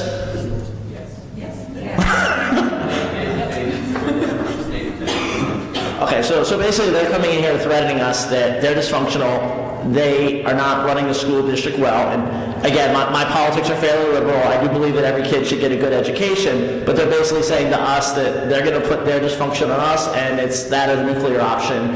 And so we're here, we can band together, but unless we find another nuclear option, we're kind of out of luck. Is that a fair summary? I don't think, not in my eyes, but okay. I mean, I think the option that's been put forward is not the 1,000 seats of the middle school expansion of the K-8 is not, in our eyes and based on our numbers, a regional facility. That would cover, it would meet the 80-20 rule for the number of seats that are needed for the build-out of Celebration and give the school district the 20% that this agreement says. Right. So I don't like being extorted, but I don't like to go up against big extortionists. Is there a possibility we could take some of that, low-value land on north of Celebration Boulevard because of, the world has changed, or there's less demand for office space that you guys might never be able to build, and we can take out a collection and buy it and donate it somehow or something else in order to get a better deal? There is no low-value land, but that's sure that's an option. Right. I mean, is that what it comes down to? I mean, if we did we got the board here. Are you basically saying that if we did $1,000 special assessment on every building, we could put something in the pot and get protection from this in the future? So I'll give a quick synopsis because we explored that exact, Adam explored that exact scenario of buying land from Todd. Todd's really expensive. Is pretty much what it boils down to. The amount that we would have to, because we looked at one of the options is purchasing where the existing David Weekley development is going in Spring Park. We had looked at purchasing land in that area for recreational facilities or being able to dedicate to something else that the homeowners association would essentially buy like a regular old business from the Celebration Company. Quite honestly, we couldn't afford it. We could do a special assessment, which is the word that, yes, I just said it, but we would have a different group of people here with different torches and pitchforks at us. So it's a tough, which I thank you. There's no torches or anything being thrown at me tonight, which is, well, I parked out front. But anyways, so I think that, it's an option. I think the non-politically correct answer here is that the option that we have with the Celebration Company is money. which the school board doesn't have any of. So it's a hard, as much as they want to kind of stick it to us, the problem is from a business decision, and this is me conjecture and assuming and everything, looking at a business deal where they can get some money out of the picture somehow, even if it's not exactly what they want, it's hard to turn away from that. And that's where I think that we have a little bit of a bargaining chip here. Albeit we might be late to the game, but we're still in it, in my opinion. School board. For the school board, correct. School district. It's the money that they do not have.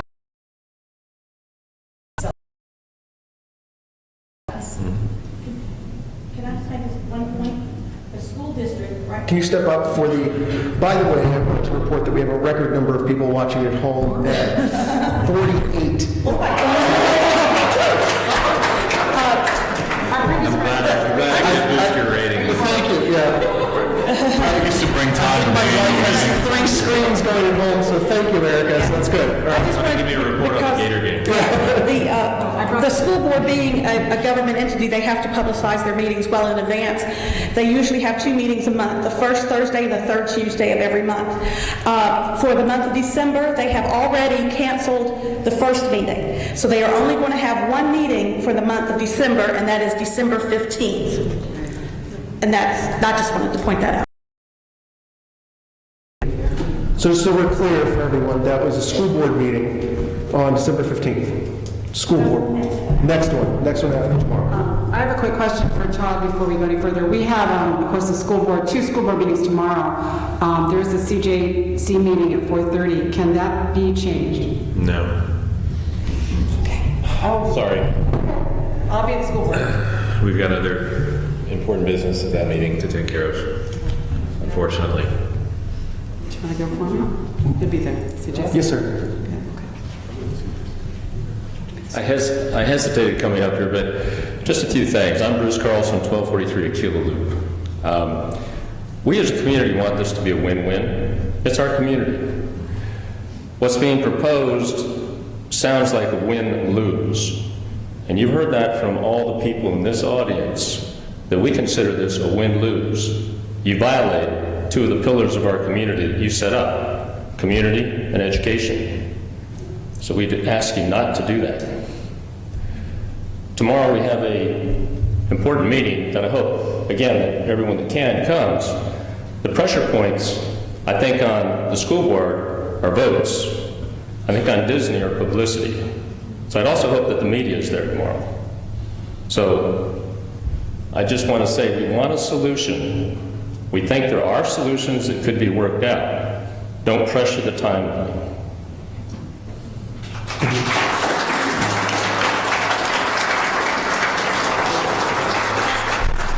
As long as you move the microphone closer to you. I actually just got this. I'm getting text message for questions. So, but I think it's one that's applicable to everybody. The question is, first, for the meeting tomorrow, or just in general, is TCC willing to withhold the funds from the school board until after our town hall meeting? And second is, if the results of the town hall meeting and TCC willing to withhold the funds until they are satisfied that it is something that is good for the community. The funds wouldn't be paid until a deal was struck. So we're not planning on paying that until we have a contract that is acceptable to us and to the school district. So Todd, at tomorrow's meeting, even if the school board voted to move in a certain direction, they'd still have to go through the process of generating an agreement, a contract, and having signed up with parties. Is that essentially what you're talking? Correct.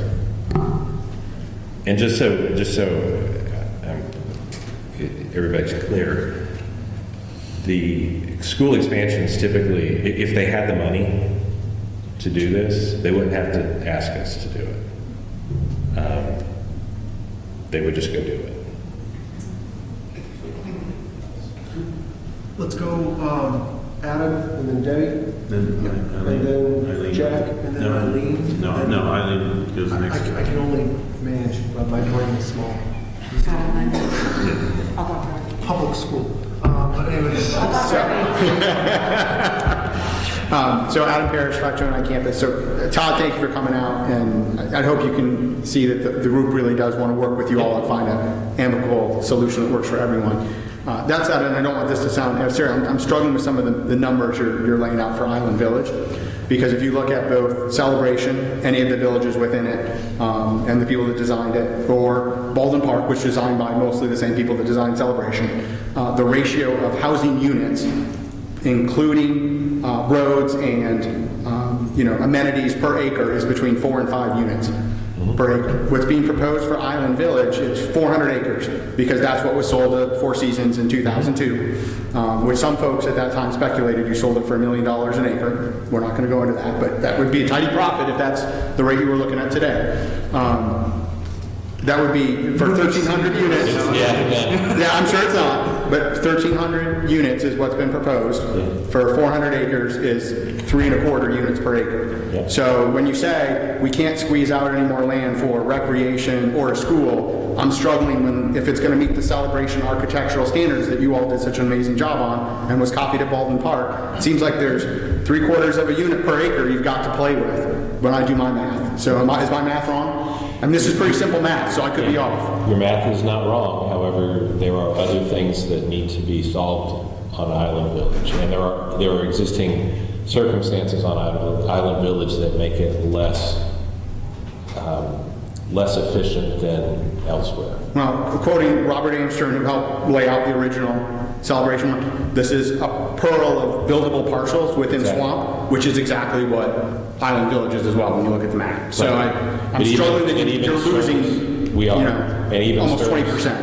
Even Stern's plan didn't achieve the density that you're talking about. So there is an existing transmission line easement that runs through Island Village. Well, and that was going to be my next question on that, so I'm glad you brought that up, because when you look at not so successful developments architecturally, like Independence, that have a high transmission line that runs through the middle of it, they put some of their recreational acres that they promote as a builder and developer under that high tension or power line. And so you do intend to do that? We do. However, there's very limited things that can go in that. It's fields, you can't put buildings, we get that. Can't put buildings, can't even put permanent soccer goals. Right. So I it's guess limited. So there is the ability to do that. Okay. So my next question then is, of the 10 acres you're setting aside and the 2 Heritage Hall South Village parcels that you noted tonight, which are each, if it's the same as Heritage Hall here, I looked up in the property appraiser, thank you, smartphones, they're just under 5 acres. So that's 20 acres of either recreation or school space. How much of those 20 acres will be under high tension power lines? Well, none of those, because those include physical structures that can't be within power lines. Well, so those are all. You've been out to Heritage Hall, though. The majority of Heritage Hall does not have a physical structure. So, probably 60% of that field, that park could be, is what you're saying. So the plans that we've put together and the plans that other developers have put together have struggled to get the 1,300 units. That's all I can tell you. Because there's compensating storage that needs to go on Island Village for floodplain. I'm sorry, what was that? Floodplain compensating storage. Yes, floodplain. There's a significant amount of land that's dedicated to that. Sure. So, if we could put, as a developer, you're always looking. You always want to squeeze more. So I can tell you that we have. I think the concern is you want to squeeze more houses and not more things that the neighborhood needs. Because that's the standard you build. There's a balance. Sure. In it. The same principles were used on developing that plan that were used elsewhere in Celebration. That's all I was talking about. After Eileen. Go ahead, Eileen. Thank you, Deb. Hi, I'm Eileen Crawford. I live at 207 East Park Drive. I just would like you to clarify, because I heard you kind of skirt over something, and I was waiting for someone else to follow up with this question, and nobody did. So can you just clarify, you said, there's a shortage of recreational facilities, so we could put some fields out there and a pool. It's either that or the school. I'm intrigued with how the decision was made that it would be that rather than the school. The decision hasn't been made, but what we're saying is that if if the school capacity issue can be resolved either at the K-8 or at the high school, then the land in Island Village can be used for recreation. Right. But there isn't enough land in Island Village to have both a 10-acre school and a 10-acre recreation facility in addition to all the other things that Right, but understanding that and considering, at least when we're talking about the downtown area of Celebration, let's put the high school piece to the side for a second. Considering the downtown area of Celebration and the current K-8 school facility, and hearing from the community how much very, very realistic concern there is about that plan, is it possible then that this can be readdressed, the idea of putting the school back out there instead of those recreational facilities? That is what we're saying we can discuss over the next 30 days. So that is one of the things that our community could count on the fact that you all would entertain. Yes, we looked at that. So and there are challenges with a K-8 school in Island Village, and the challenges are that at the standard size, the minimum criteria for an Osceola County school, a K-8 school, Island Village and the build-out of Celebration would only fill up 30% of it. So there would be an additional 70% of outside Celebration people bussed in to fill that school. So that's one issue with it. The second issue is that the cost of a K-8, a standalone K-8 school, is definitely more than the school district can afford, and more than the developer of Island Village and TCC can afford and have a viable development project. Okay. The other concern that was brought up too was that because of sorry, that was like, what, time 8? So the other concern that was brought up at the CDD meeting that Mr. Phelps had stated was because of the population, not only could they be bussed in from outside of Celebration, they could also be redistricted within our own community. So you could have North Village or Artisan or another part something of that was referred to where you would actually drive past our K-8 to go to the new school. Right. And so, so the reason that in isolation, the reason that the expansion of the K Downtown seemed attractive is that it maintained that this area as the core of the community for all residents. Now, we understand there's traffic issues, and we understand the concerns that everyone's raised, but it was felt that if we kept the K-8 facility downtown, we don't divide the community, and everyone goes to the same schools in Celebration, as opposed to having two K-8s that will have to be redistricted, and some people that are going to the downtown K-8 will now go to the Island Village K-8, and it creates a sense of discord amongst the community, was our concern. But if that is determined to be the best solution and it's an affordable solution, we're not opposed to it. It's just we need to understand that all the ramifications of those decisions. Okay, and you're still willing to explore the possibility of some different grade shift for some possible expansion over at the high school? Sure.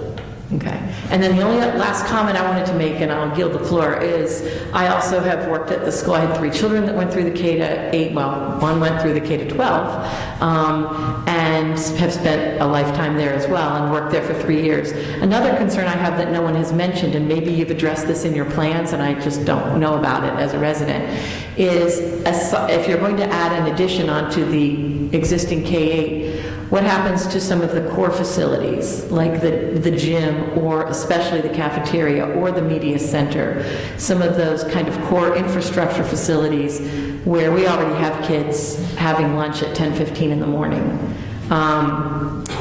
So I don't know your plans exactly, but I'm just asking that is in addition to the traffic, in addition to the safety, in addition to the other things, we're not prepared. That school is not prepared to handle another 1,000 kids in the existing infrastructure. Understood. And that was something that the school district had committed to being part of that expansion. of expanding the core facilities. The gymnasium expansion was something that was the topic of the CDD meeting that we were looking to discuss, whether there was any interest, because the school district told us that there wasn't funding available for them to pay for a expansion or a second gym, and so we thought that the CDD might be willing to fund a multi-purpose building that could serve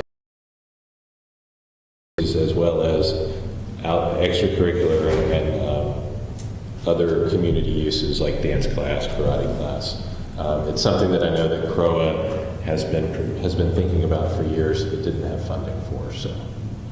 Well, hopefully the discussions can continue. Yeah. So, I hope you realize so many people are here and care that we would like the discussions to continue with the community. That would be great. Yes, ma'am. Okay. Thank you.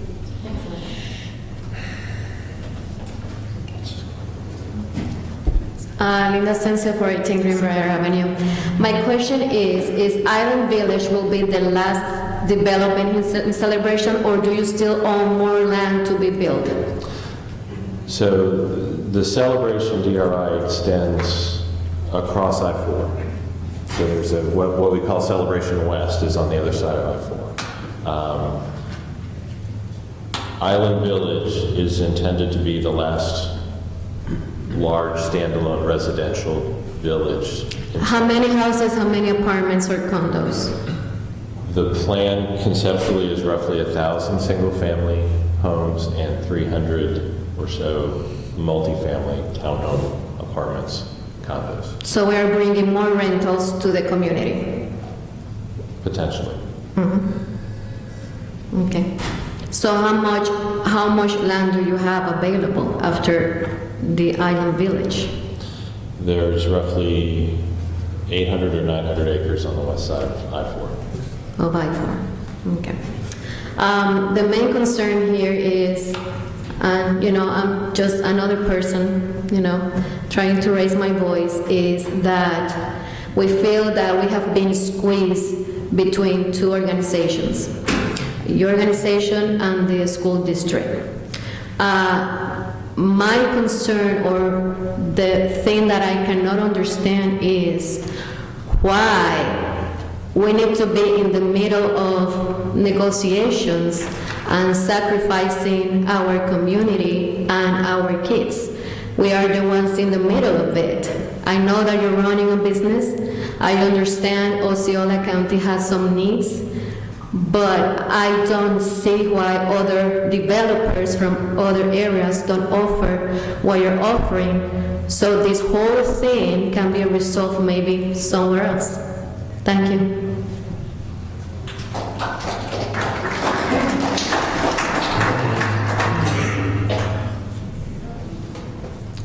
Leonard Tim, 411 Campus Street. In the CDD meeting, you guys stated that you needed between 270 and 300 student stations in the K-8 school. And that's for all 1,300 single-family units down in That's what the school district say, yes. That's the estimate. And that doesn't necessarily sound real far off, because we have 4,200, Steve, 4,200 units in Celebration right now. And we have 1,189 students from within the Celebration project in the K-8. So that makes, comes in at something I could see. I just want to make sure that that was the correct number you had stated and that you stood by that right now. That was the school district's numbers. And what other numbers might you need for additional student stations in anywhere within Celebration? In other words, on the west side of I-4, are you planning on building things? You're going to need more. You're going to come back and need more student stations later. No, and that's what we're planning for. So Celebration was originally approved and has always been planned for 8,065 total residential units. And so today we have built roughly 6,000. Island Village would add another 1,300. So there's roughly another 900 left. So if you do the math backwards, right? So if you take the 8,065 times the school district's generation rate for K-8 kids, that comes to, in Henry, 2,000 K-8 students for a total of celebration for the 8,065 units. So when you apply the 80-20 factor to that takes it to 2,500 student stations for K-8. Okay. And so the school today is roughly 1,500 stations. And that's where the district is coming up with the 1,000 additional needed. The current, from within Celebration right now, going to the school is 1,189 students. Now there's another 142 from outside of the Celebration project, as it's called in the contracts you've signed in the past.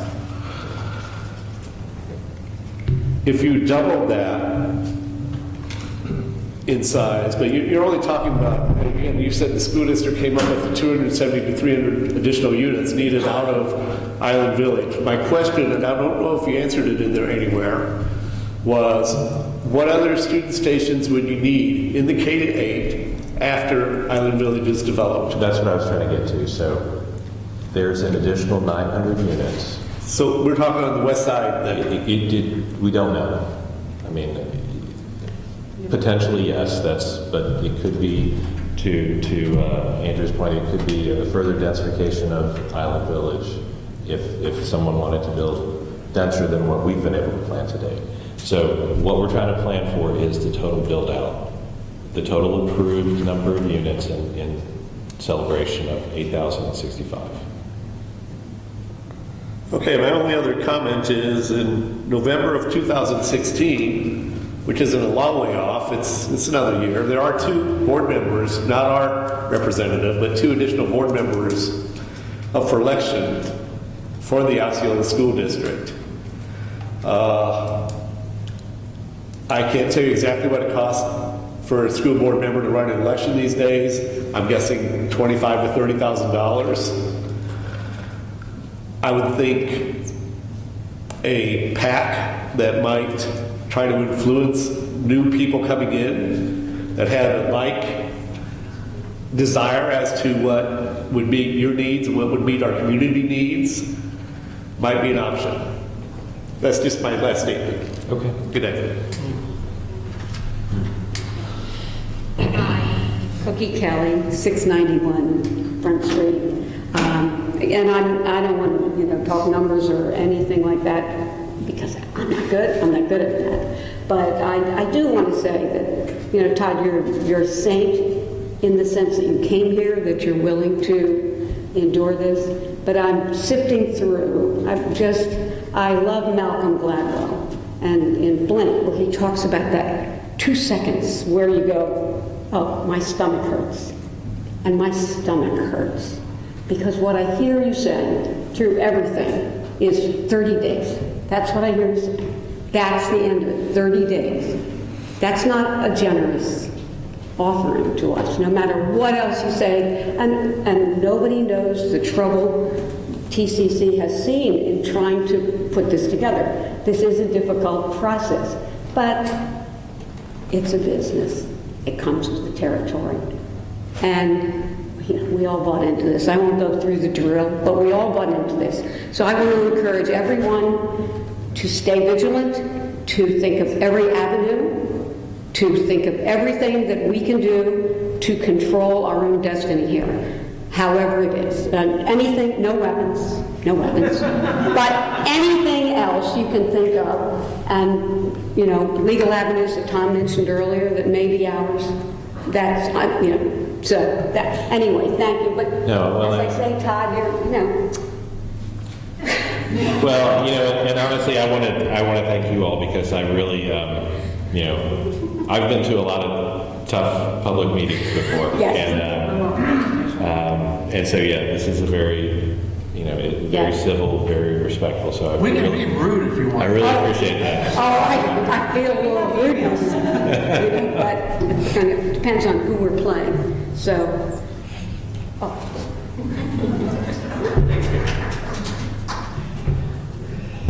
Tom Tucson, 1104 Rosemary Way.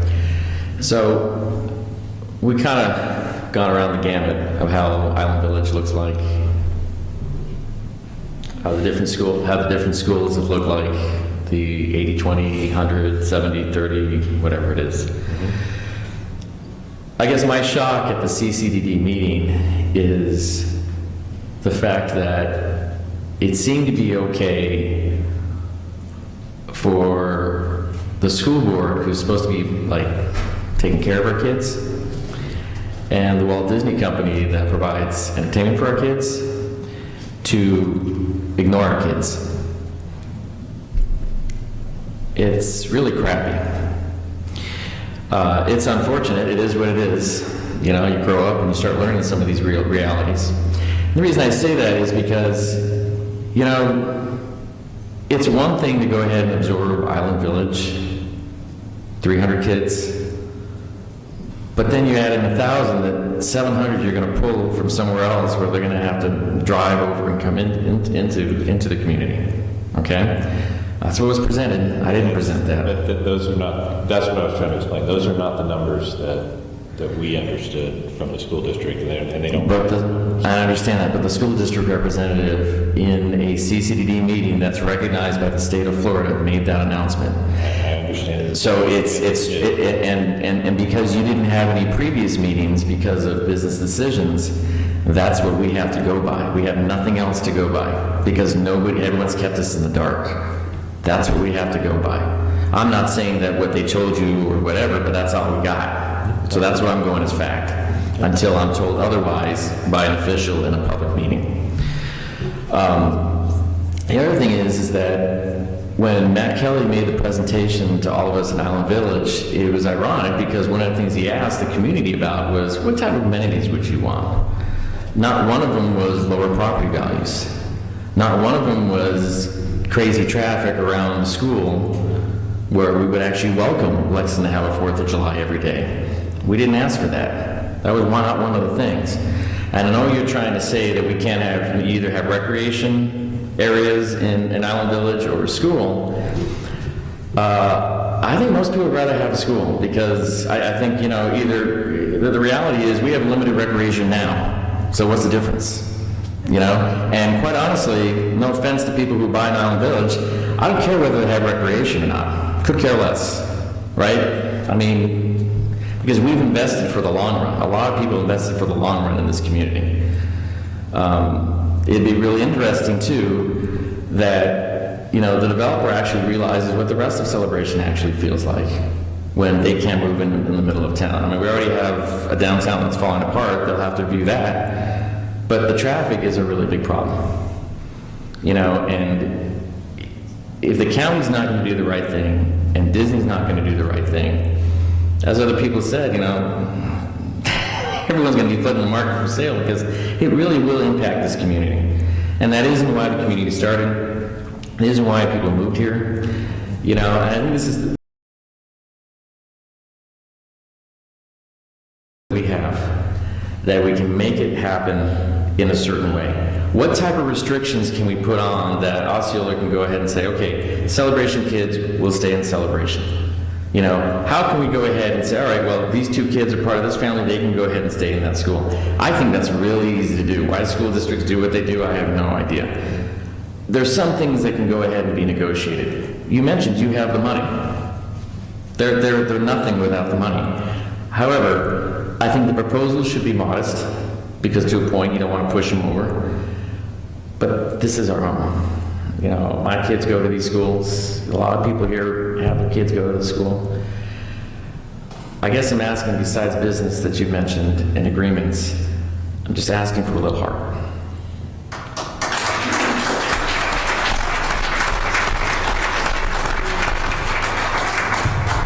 So, go ahead. Vaughn Roberts, 1116 Rush Street. Just a question, no speech. The extension agreement, how long are you going to push, how long is the company going to push the extension for?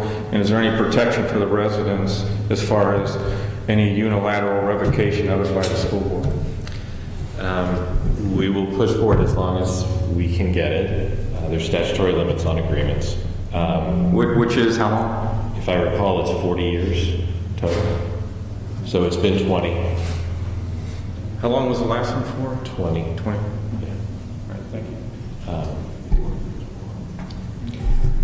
This may be for the board. I have an additional question. Have we looked into the possibility of incorporating and setting up an onerous permitting process where nothing can get built without going through lots of bureaucratic red tape and developers would lose a lot of money? So, yes. Incorporation's a different discussion. It's a different meeting. As I've said before, yeah, definitely not in 30 days. And I know the other thing too is that I will say is that when I originally ran for this board, I had never heard the term of incorporating, and I had 3 people that came up to me at a meeting and said, "Are you an incorporator?" And I looked at them like, I don't know. You know, am I? Well, are you now? So no, I don't know. Can I say one thing? Go for it. A week and a half ago, Poinciana tried to incorporate 60,000 people, and they were turned down by Osceola County. Okay, we're 10,000. So it's going to take a lot more effort than they ever put out. So it's not going to be an easy road. Right. Plus it's not a cheap thing. Yeah. If you try to pay for the police department, you try to pay. It was tried before, it was more expensive, but I think I'm more for it now than I was. So the fire department, you're not going to be paying Osceola County to keep the station open. The only way you'd be able to do it, you'd have to take over like Gaylord Palm to get the tax base in here in order for it to work. Otherwise, it's not going to work. You don't have any industry in here to actually build it. Nothing except the public's out there. There are 3 more people to speak if you come Hi, Mike Jackson, 413 Sycamore Street. Todd, let me echo what a number of other people have said. You're a saint for being here. I admire that. I think you probably understand by now that the trust has been violated with the community. And that's a sad thing. It's very sad. And it's not just with, the celebration companies. I think there's some with CCDD. I think there's some with the school board. And it's going to take a lot to get that back. A lot. Yeah. And I think you, as the messenger here tonight, can go back to the other parties, because you obviously meet with them, and talk about, strategize, how do you restore that? Because without that trust and without a higher level of transparency in terms of what's going on here, we're all going to suffer. You're not going to get the best result you want, yet obviously you just want to sell some dirt. Your developer just wants to build some houses, whether that's Crescent or anybody else, and the school board just wants to put some butts in the seat. Okay, we have a broader interest here. We have to live with this cooking for quite a while. You don't have to live with the cooking necessarily. You get to strike the deal. So think about that, and think about how you restore the trust, what system, process will help to restore that. Because I think that will make going forward much easier. It doesn't matter how we got here too much. It's not nice. None of us like it. I'm sure you have better things you could be doing tonight. Right? Sounds basketball. You're missing a game? Well, see if you get text updates. But I'm serious. I really think It's the Gators' first home game. So. you've heard a lot of advice tonight, but I think if you step back and look at it from a macro standpoint and think what went wrong and how do we fix that, and how fashion so we get the best solution in place, that's what this is about. If you take that away, I think that'll be real positive. I have one question for you. Earlier you said was something to the effect that there was some political pressure that brought this thing to a head, and it just kind of came to light. And it surprised most of us. Can you comment on what that was? We were, I think I tried to explain it earlier, we were pushing forward a framework agreement where there were multiple options to solve for school capacity. Okay. One of them was an EFBD, Education Funding Benefit District, that could potentially build a school somewhere in Highland, somewhere on property, logically in Island Village. There was expansion downtown, and there were one or two others. And there was, and so we were moving towards putting that together so that the ultimate development of Island Village could have some surety on what could be done and some options to choose from to solve that after working with the community. And what we were forced with was, no, we have to push forward one solution. We need to get a vote by the school district. And so that was, we kind of were waylaid in putting together multiple options with only a single option. Or there was no support for any of it. So it kind of blew up the work that we've been doing for the past 12 months with the school district staff. And so we had to go down a channel then of only choosing one option in order to get support from the school district board. And so I think part of the trust issue is that there is just one option that we've seen, that we've heard about, and that makes us wonder what else was considered. And when that question has been asked, we don't get much for an answer. Yeah. And I understand working through a process and evaluating, solutions and so on, but that hasn't happened here. Understand. So, and I wish that I had time to come with all the options. I can talk through them. I think I've mentioned most of them tonight. But that would be, the better place for that would be a town hall meeting. okay. All right, I'll let you go. Thanks for Thank coming. you. Thanks. Two other folks? How you doing? Charles Eldridge, 403 Elderberry Court. I just wanted to clarify my understanding, and please correct me if I'm wrong, but the 80-20 rule in whatever 2008, 2010, the last time the DRA was adjusted, that is a global number of both the K-8 and the high school. And it was designed that way so the K-8 can be 100% celebration, yes, and the high school can be 60-40, whatever, 70-30, whatever. Yes. So those extra 700 seats that we're looking at to give us 20% in the K-8 really aren't necessary to achieve the 80-20 rule. 80-20 rule. That's correct. That's correct. Yes, and and I apologize. I thought we had talked that. So there are enough seats in celebration. Right. And when we talked that with the school district initially about rebalancing between the two, that's when we were told that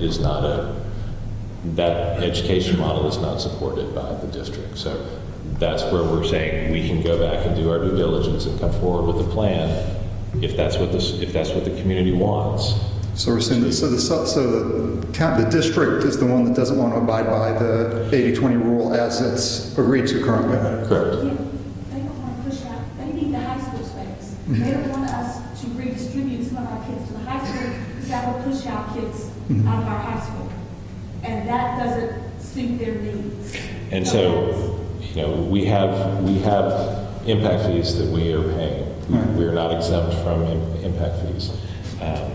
And so, if they choose, if we can clear the hurdle of it being a defensible plan from an education standpoint, and the school district gets the impact fees, to Jack's point, we can't tell them where to spend the money, but they could go spend that money elsewhere if they so choose.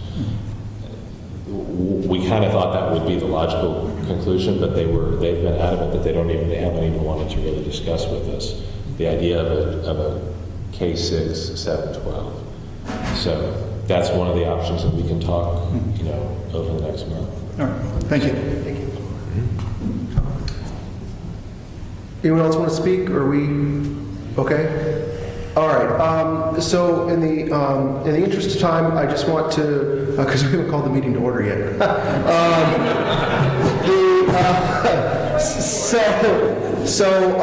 Just as a quick reminder, well, first, Todd, thank you for coming out tonight. I appreciate you guys being here.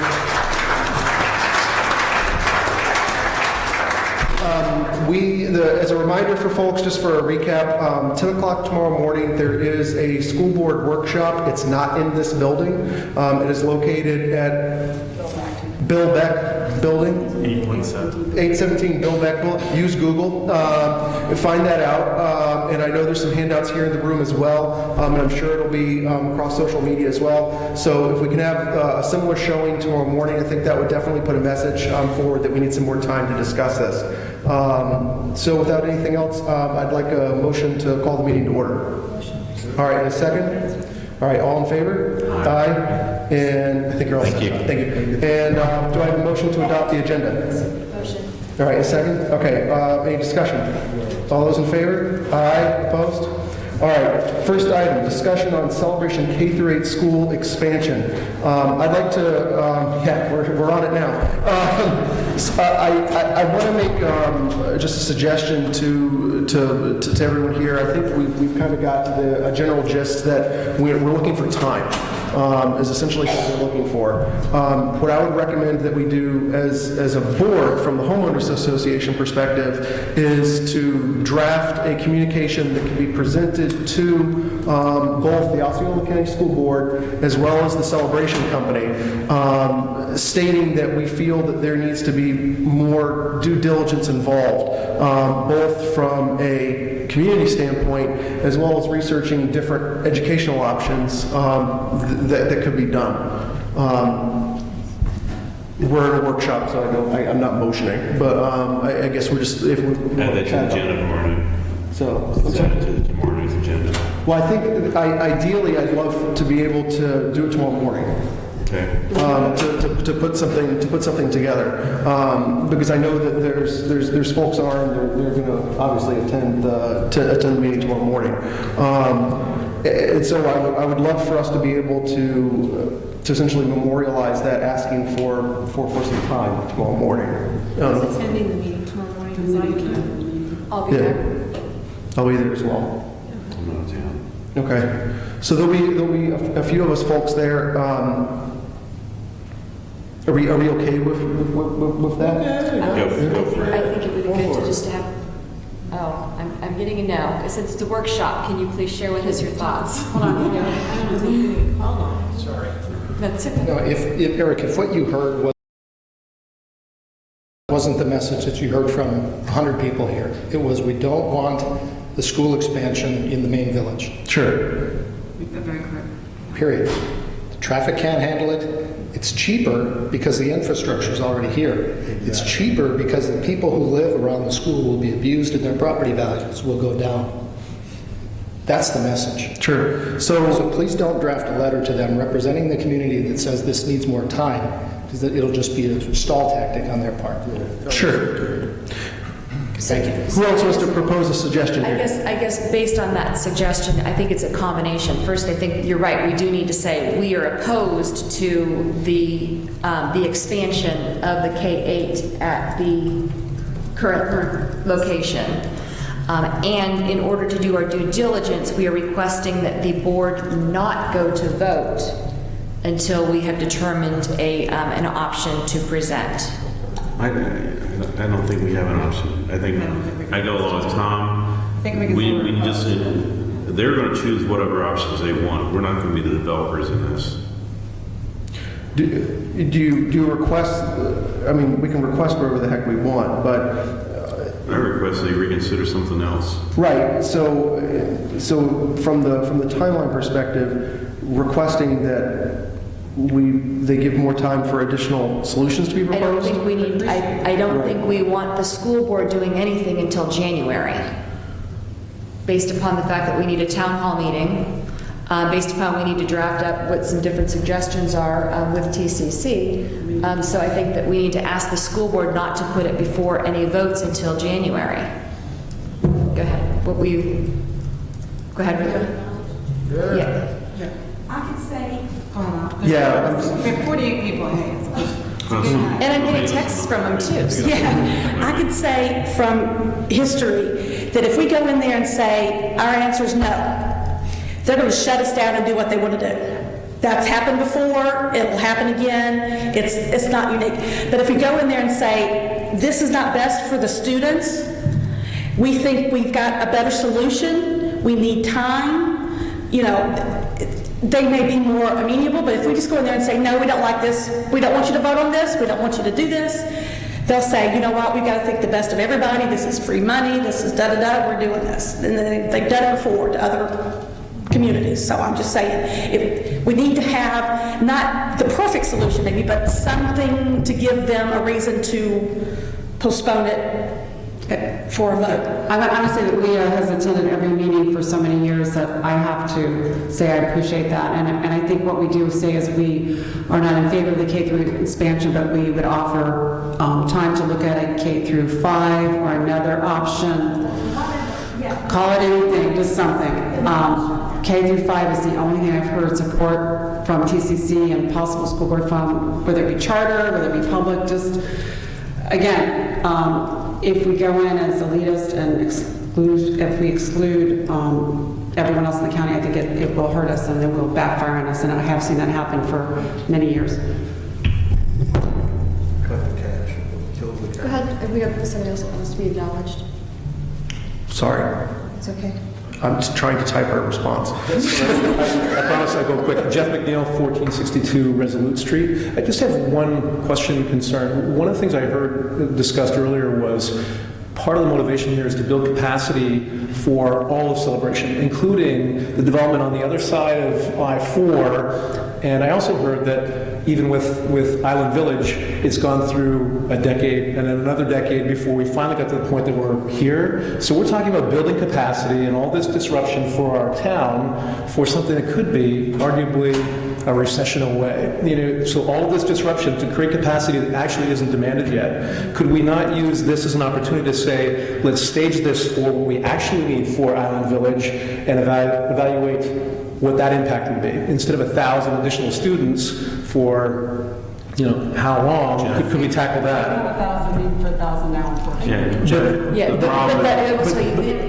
The county needs, I understand that, but that's great the county needs it, we contribute to the tax base, that's not a Celebration problem. Right. You're exactly correct. The problem is mitigating the overcrowding on the west side and Reedy Creek. Mm-hmm. Okay, not our problems, but they're going to become our problems because they're going to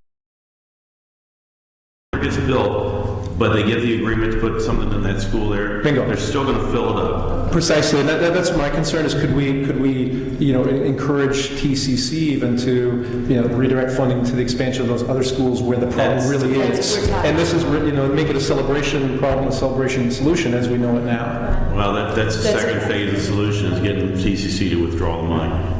Yeah, that's something that we would need to discuss in that workshop. Okay. And I think that they were amenable to discussing that based upon what they said here. Okay. They said the most understanding of it. Thanks. It's complex.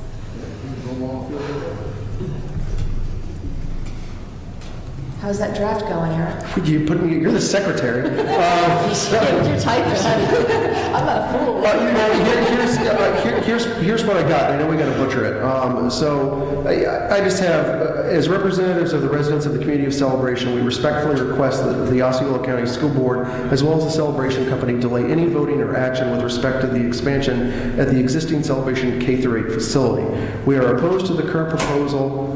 However, we feel that alternate options can be a stronger and safer solution to both the residents of Celebration as well as all students in Osceola County. Help me out here, guys. Flip the students and Celebration, because then you're putting the students above Celebration as their paramount to what the problem is.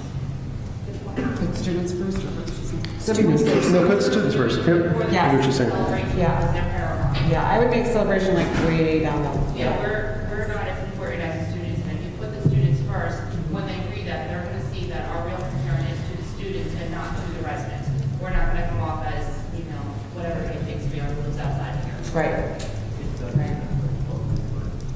It does, I can negotiate for a living, it really does matter what is worth. I understand, but ultimately, no matter what solution we put forward, whether we have outside, whether we don't, we all. When they read that in negotiating, they do understand that I'm negotiating for a living, and when I put the insurance company first, I do what I want, then when I put the homeowner first. I'm not saying you're incorrect statement, I'm just saying you need to look like I've spoken to people outside the community, just to say, hey, this is what's going on, and I got involved, that's Celebration, of course, you people would want. Yeah, and that's exactly what we don't want in the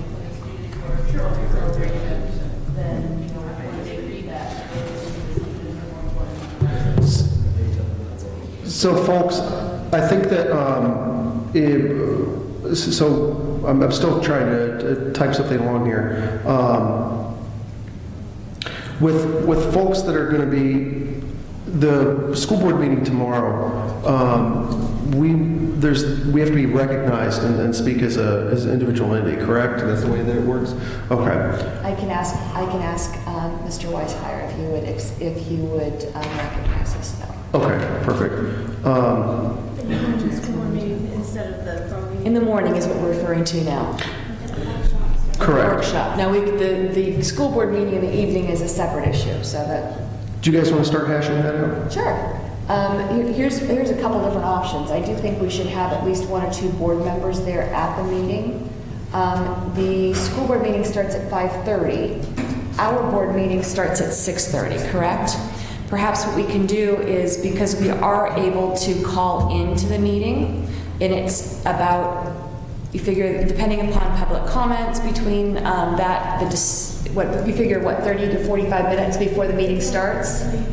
Presentations is what we do. Right. How many and how long we want. And based upon what you remember from the school board meeting agenda, I'm thinking probably, 45 minutes before we can actually, depending upon the hashing. So you figure probably wouldn't be able to get out of there if it starts at 5:30, which it does. You wouldn't get out of there until like 6:15, but that gives enough time to at least call in for the drive from there to here. As long as we have 4 people here, we can have a quorum, but we can also. Can we bump to 7 for here? I don't know that it's necessary though. I think as long as we call in and we have 4 people that are either on the phone or here, then we have a quorum, right?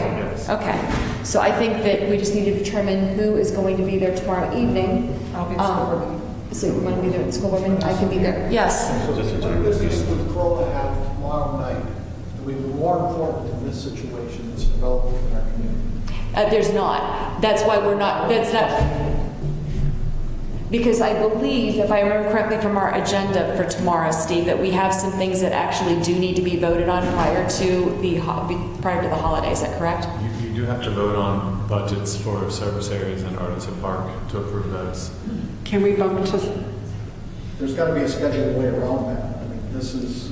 Clearly more, yeah. I'll be at the school board meeting. Can we bump to 7 with, Mike, do you guys know on public notice, if we notice for 6:30, can we bump to 7? Is there, what's our required public notice for this, Steve? It's already noticed as a meeting. Right, So to change it. It would just be a delay. I'll be at the school board meeting. Whatever you guys say. Go ahead. Right. 1.5 hour later is not a problem. Going earlier would be... Right. I would like to propose we move it to 7. And I'll be as late as I need to be, but I'll be at the school board meeting. And we can still have the phone set up. Yeah, we can still do it. Okay, I'll second the motion to delay it to 7. It's going to take us a half hour just to get through. Oh, we can't vote, can we? I guess it doesn't matter because we're not in a workshop. So that's what we're going to If do. there's consensus from the board. Yeah, no, we can't vote here, but we can get a consensus to move. Just delay the start time. So, 7, okay.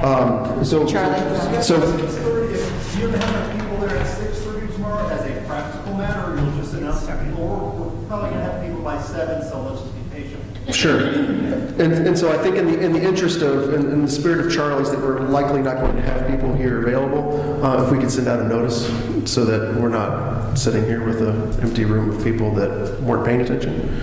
And so, Yes. I would like to have one sentence. you can speak it out loud. I just would like to add one sentence, and I don't know if you guys think this is helpful or not, but as far as unique programs into the school, of the 63 graduates from the first class of the IB program, 72% did not live in Celebration, and 100% of those went to college, which is different from the graduation rate of 41% at the time that year. So again, this was a program that the majority of students did not live in Celebration. They came out from outside the county. Of the 63 graduates, 72% did not live in Celebration. 100% of those 63 students went on to a 4-year college, compared to 41% in the county. So I don't know if that's helpful. What were you going to try to accomplish with that? Just showing that we're not elitist, or there's no exclusion to the county. We're looking at programs that would benefit all students. Because they're going to come anyway if a school's built. It's going to be, I'd rather have students that wanted to come in with special programs to learn. I guess my only concern with that is I don't want to water down our message. You're not trying to, it just was I guess they needed consensus from other. I don't know that addresses the key issue, which is at hand. I mean, there's a lot of other items that have the successful. I just know, I mean, successful completion of the we're looked at as, We can't change that with one message. No, yeah. I would stick to the Can't change it. Eric, can you emphasize the traffic concerns? Yeah. Oh, is there somebody that's did you want to say something? Don't know, actually. There's people meeting at Starbucks at 9 a.m. Our Starbucks here at 9 a.m. Just if you're going to be going on your own, just as a side note, that's a very busy time with the workshop starting at 10. You really need to allow for an hour with, because that's prime commute time going over there. So just make sure you allow an hour. I'll pick you up. 5:30, yeah, good point. 5:30, it's even worse, so.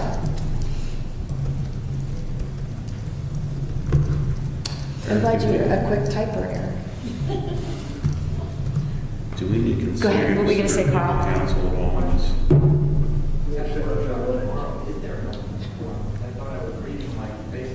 There's not. No, there's not. The whole purpose of going there is going to be to show the support from Celebration. I think it's fair to say that Mr. Weishire, the chairman, has always been pretty respectful in acknowledging somebody to speak.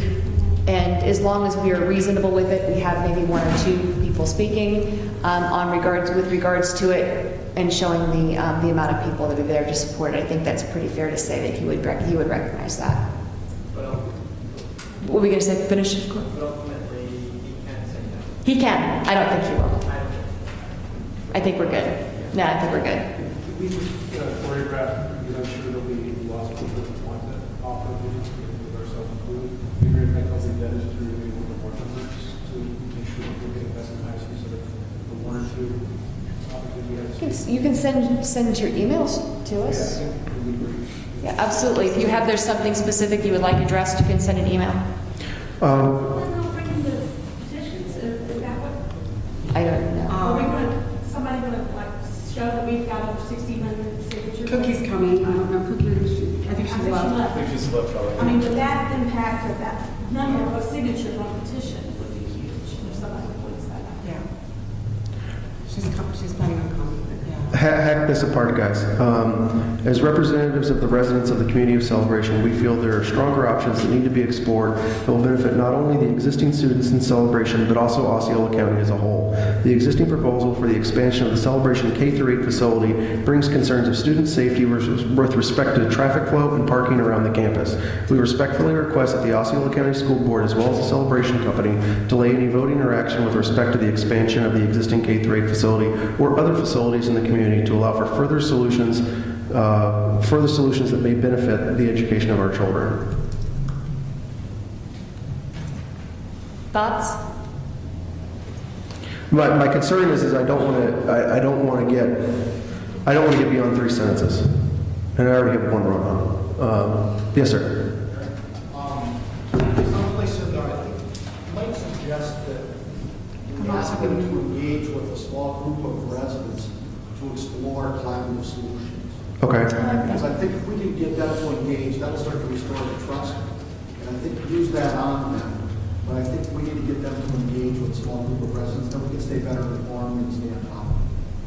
We don't want to just ask them to slow down, they'll just let the time clock run out and then do what they want to do anyway. If we're in their picture, we can do this. I'm sorry? School board. It's the school board. There's 5 of them. There's 5, and I posted, I don't know if you're in the back porch, but I can. They get paid by us. I've got a list, yeah. We have the chairman is the one that actually will direct the meeting, but everybody has an equal vote. We have one representative that is supposed to represent all of District 1, which is basically from Point Sienna all the way to West Side. Jay Wheeler's on Center red, Avenue to the west. and he is opposed to the Interstate expansion. City. But there's 4 other members. What is Jay Wheeler's position? Jay Wheeler. He's a board member. He's opposed to the K-8 expansion. He supports it? He has not stated publicly any position at all. He hasn't stated anything publicly. We were here, and he said that he was not making a statement. Right. Which I'm sure he's doing tomorrow, but he, in my conversations with him and Celebration Company and principals and everybody in the last, since October 28th, it just worked together, is he is not in favor of the K-8 expansion. I will say that. I can't imagine he wants to say it. I think it was Tom that said that multiple people had already been discussed with this, including school administration. And you know, and I did notice he said past school administration. Yes. So it really shifted. They did talk to current, when they had said they had talked to past school administration, the previous principal, and they did meet, Vanessa, you met with the current administration. Yeah, I'll share with you. Back in, well, I guess it was about 12 months ago, it was last school year, when the boulevard started to expand. We had expressed at that time that we were concerned about expansion. At the same time, if you recall, we were also doing the whole, we were discussing doing development up at the Civic Corridor. And when we were discussing the Civic Corridor, we were discussing doing one big common building for CDD and for CROA. At that time, Mr. Wheeler and some of the district had gotten a wind that perhaps we would do something with this building. And at one point in time with K2, making this building a K2 was discussed, correct? Because this was our old K12. So there was some talk with that. At that time, the administration, the K-8 administration was pulled in the dialogue with TCC and with the school district to try and figure out how can we handle this. And that's when the brainstorming started. So again, that was with Mrs. Clayton when she was still over there as principal. I will say that with our conversations with TCC, once they had come up with some different solutions, I did say you need to meet with the current administration because as of before it was very theoretical, and now they were talking about some hardline facts. And they did meet with the administration over there. I was actually at the meeting, and that happened it was the Thursday before the CDD meeting. At that time, there was no mention at all of 1,000 students coming in. The number 1,000 never showed up anywhere. So the administration at the time did not realize either some of the ramifications of the numbers that were being discussed.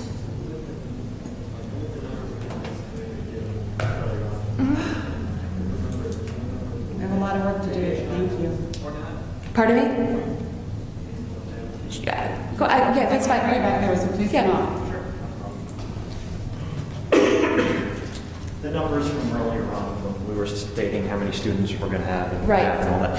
Now, was that, I couldn't remember, that was including the expansion of down there? The numbers that I understand from the district are different from the numbers that were discussed from TCC. Right. The numbers, as I understand it from the district, was approximately with Island Village, no more than 2,700 students would be projected, including the build-out. Okay. The number that TCC is giving is different, and that's because of the 8,065 is different from the numbers that the district actually has, because in order to count the students, they have to have the permits. They don't have the permits, so therefore they don't count the students.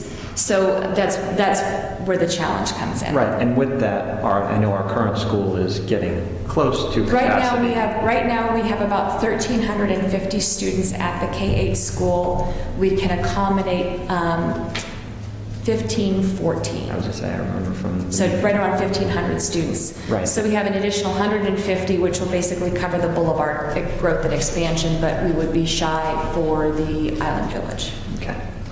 And I know we had from our SAC From the SAC meetings, meetings, yeah. we had the idea that we have a few places still just sitting wide open at this point. Not anymore.